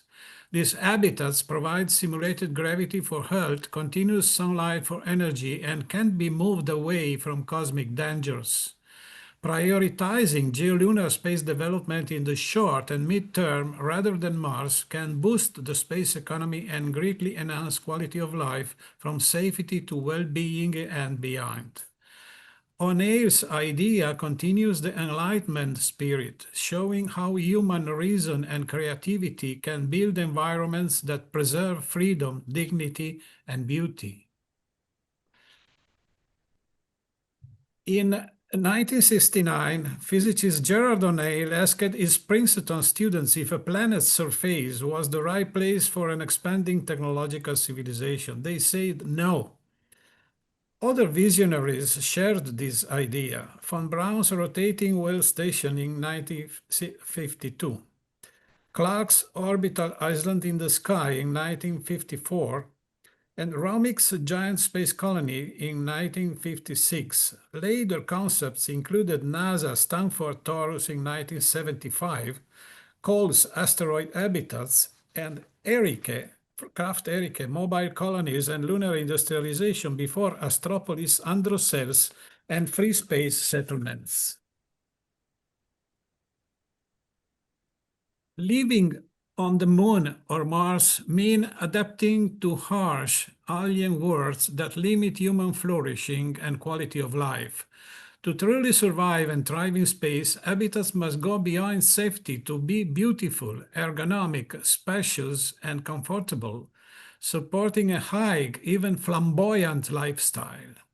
Greenery and water should be abundant and harmoniously designed, with safety and durability just as crucial. Beauty and art define civilization. Sterile, purely functional habitats export survival alone, not culture. A humanist space vision carries joy, creativity, and happiness into orbit. Free space habitats offer unique advantages: adjustable gravity, constant sunlight, mobility to evade cosmic dangers, and environments shaped by human ideals of comfort and beauty. The debate between surface and free space approaches continues. Surface advocates note humans on the surface only get half the radiation they would get in free space habitats. Yet radiation on the Moon or Mars is, however, deadly, since neither has a magnetic field. Both planetary and free space habitats can protect using regolith, water shielding, or artificial magnetic fields. While the Moon offers metal and water ice, asteroids provide vast similar resources. We might work shifts on planetary surfaces, but live comfortably in free-floating space habitats at 1G. Processing materials is more efficient in microgravity within rotating colonies in the central hub. As to energy, critics argue fusion will replace solar power, but continuous solar energy in space is superior, especially inside the inner solar system. Fusion reactors could also be installed on space habitats. Though planetary surfaces aid mining and exploration, they restrict health, movement, and creativity. On-air habitats offer the best path, combining feasibility, economic growth, and freedom from a humanist perspective. People shall be free to choose living on the Moon, Mars, or in artificial rotating worlds. Over past decades, hundreds of astronauts have lived, sometimes for a full year, aboard orbital stations such as the ISS. These missions have generated vast data on the effects of prolonged exposure to microgravity and radiation on human health. Evidence is clear. Long stays in space cause profound and sometimes lasting physiological changes. Astronaut Scott Kelly's one-year mission on the ISS, 2015 and 16, provided one of the most comprehensive studies of human adaptation to space. In his book Endurance, Kelly describes the harsh effects of microgravity and radiation on his body, highlighting a central challenge. These effects must be mitigated before civilians can safely live in space. Countermeasures such as simulated gravity through rotation and effective radiation shielding are achievable. Prolonged isolation can dull motivation and emotion, so psychological resilience is as important as physical health. Space settlers shouldn't be broken nostalgic for Earth, yet unfit to return. Habitats must feel safe, beautiful, funny, never create pressure or anxiety, and be even better than Earth life. This means designing life glorification, not just life-sustaining system.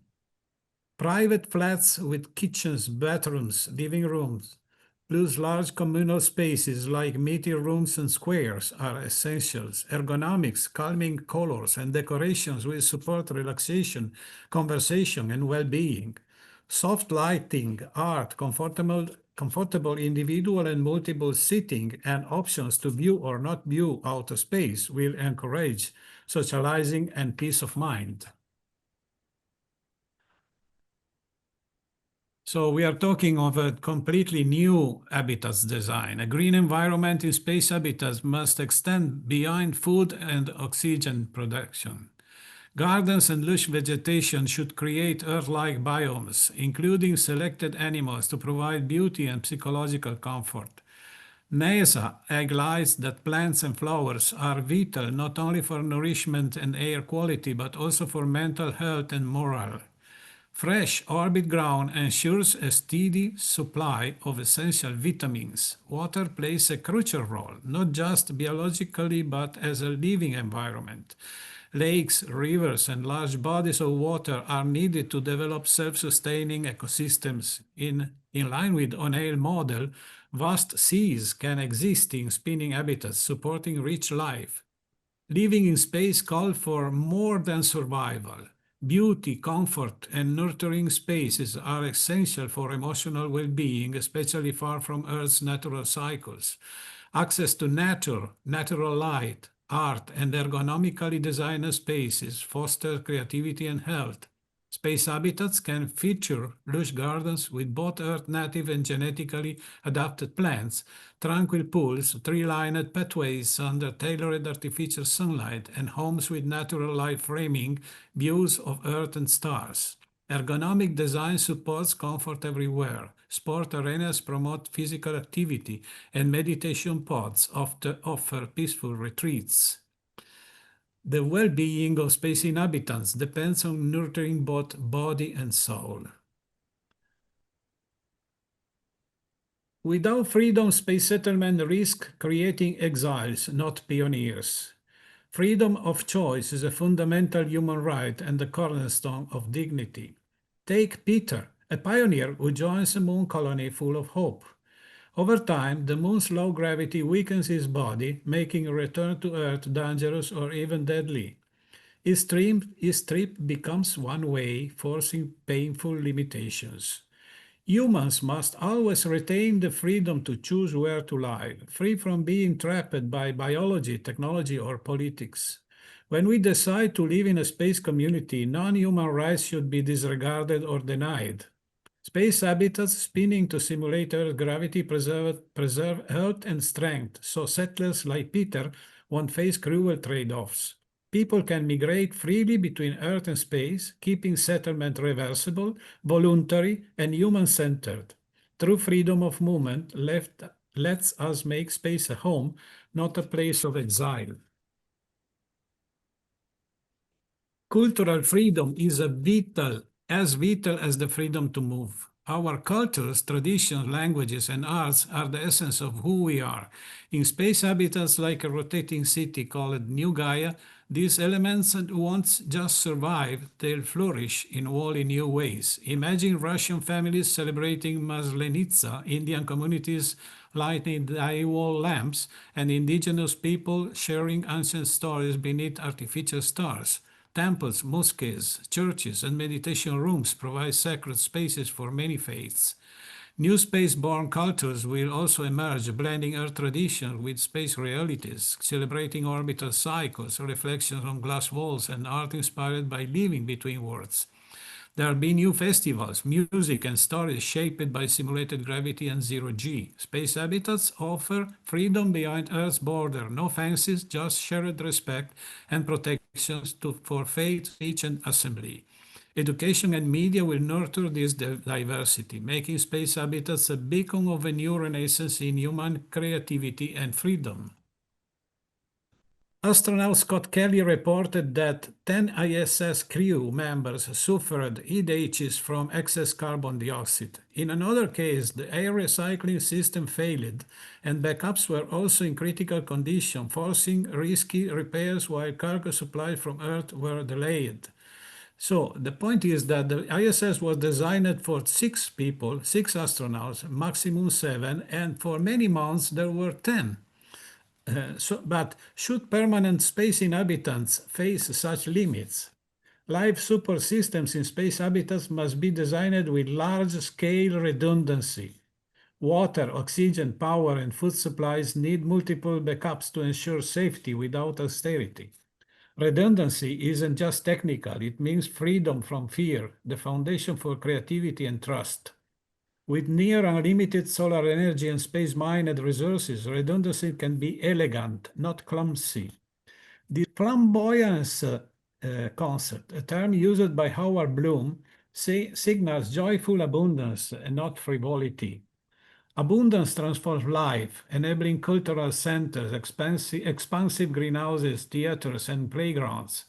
Flamboyance rejects mere survival and celebrates human creativity unleashed. Early space stations focused on isolation and basic safety. Kelly's showed that air recycling and water treatment systems were insufficient. Flamboyance is vital for evolutionary and cultural progress. It's the way creativity, beauty, and risk-taking propel humanity forward from Renaissance art and science. In space habitants, flamboyant redundancy fosters safety, joy, and innovation. Together, they design a future that both secure and vibrant, where civilization can flourish beyond Earth. 1 minute. Okay. This is the last slide. Industrial activities in geolunar space are technically feasible and economically vital, laying the groundwork for a sustainable space economy and human expansion into outer space. With thousands of satellites in orbit extending their life by refueling, repairs, and upgrades reduces costs and preserves assets. Northrop Grumman and Astrospace are developing satellite manufacturing and services capabilities. Additive manufacturers in microgravity will produce purer materials and advanced components for pharmaceutical, photonics, and quantum tech. By 2030s, orbital factories could supply these high-value goods, lessening dependence on Earth. Removal and recycling of defunct satellites and debris will turn waste into raw materials like aluminum and titanium, supporting satellite servicing and in-space manufacturing. Well, going to the end. New human era, rotating habitats and hubs of health, freedom, and beauty, space as the next chapter of human creativity.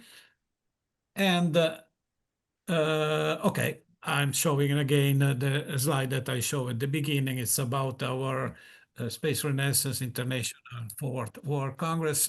I invite everybody to join the Congress, to submit abstracts and register. Okay. Oh, Adriano, I think it's important that if you can send to all the people who registered for this, explaining about the technical difficulties at the start, and also particularly indicating where they can go on Google to see all of the presentations that were made, including mine, perhaps. I really want to thank you and everyone who presented today for their excellent presentations. I think that this is a very great start to a Living in Space global workshop, and just want to note that we will be having future activities And the one that I would like to really emphasize is the fact that we will be producing a book for Springer Press, and it will include essentially all of the people who were presenting today and perhaps some others, and that we will provide to people who signed up for this event to be able to know how to get that Springer book if they're really interested in a interdisciplinary and comprehensive look at the future of living in space. It is our hope that we can get the cost of that down to a lowest possible level, and will be forthcoming.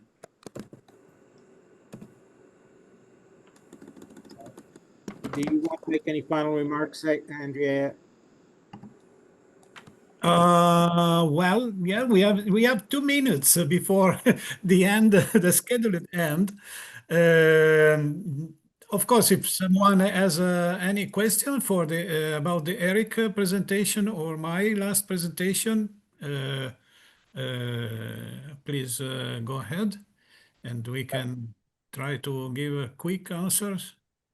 Can you assure everybody that you will be giving them the Google link, and so that people can get to all of the Sure. No, okay. Another thing, all of the meeting was recorded, so we will put in YouTube, and it will be there and can be seen forever virtually. So we will send the link to the YouTube video of the whole workshop. Well, maybe it could be divided into halves, because when my computer was closed, the recording was stopped and restarted. So maybe it could be 2 files, not one only. but However, also the Google link so that they can get the PowerPoint presentations. of course, we have a Google Drive where all the presentations are stored. So they can be, but we will also make a page, a web page with the link to the presentations. So it's easier to go. But send that to me, and I will see that it goes to all the 14 organizations that co-sponsored this event. And thank you to all of the people who have helped this, particularly Life to and from Space and SRI and my own organization, ACES Worldwide, and the Moon Village Association, and the SSPI, and all of the other organizations that made this happen. So thanks to everybody.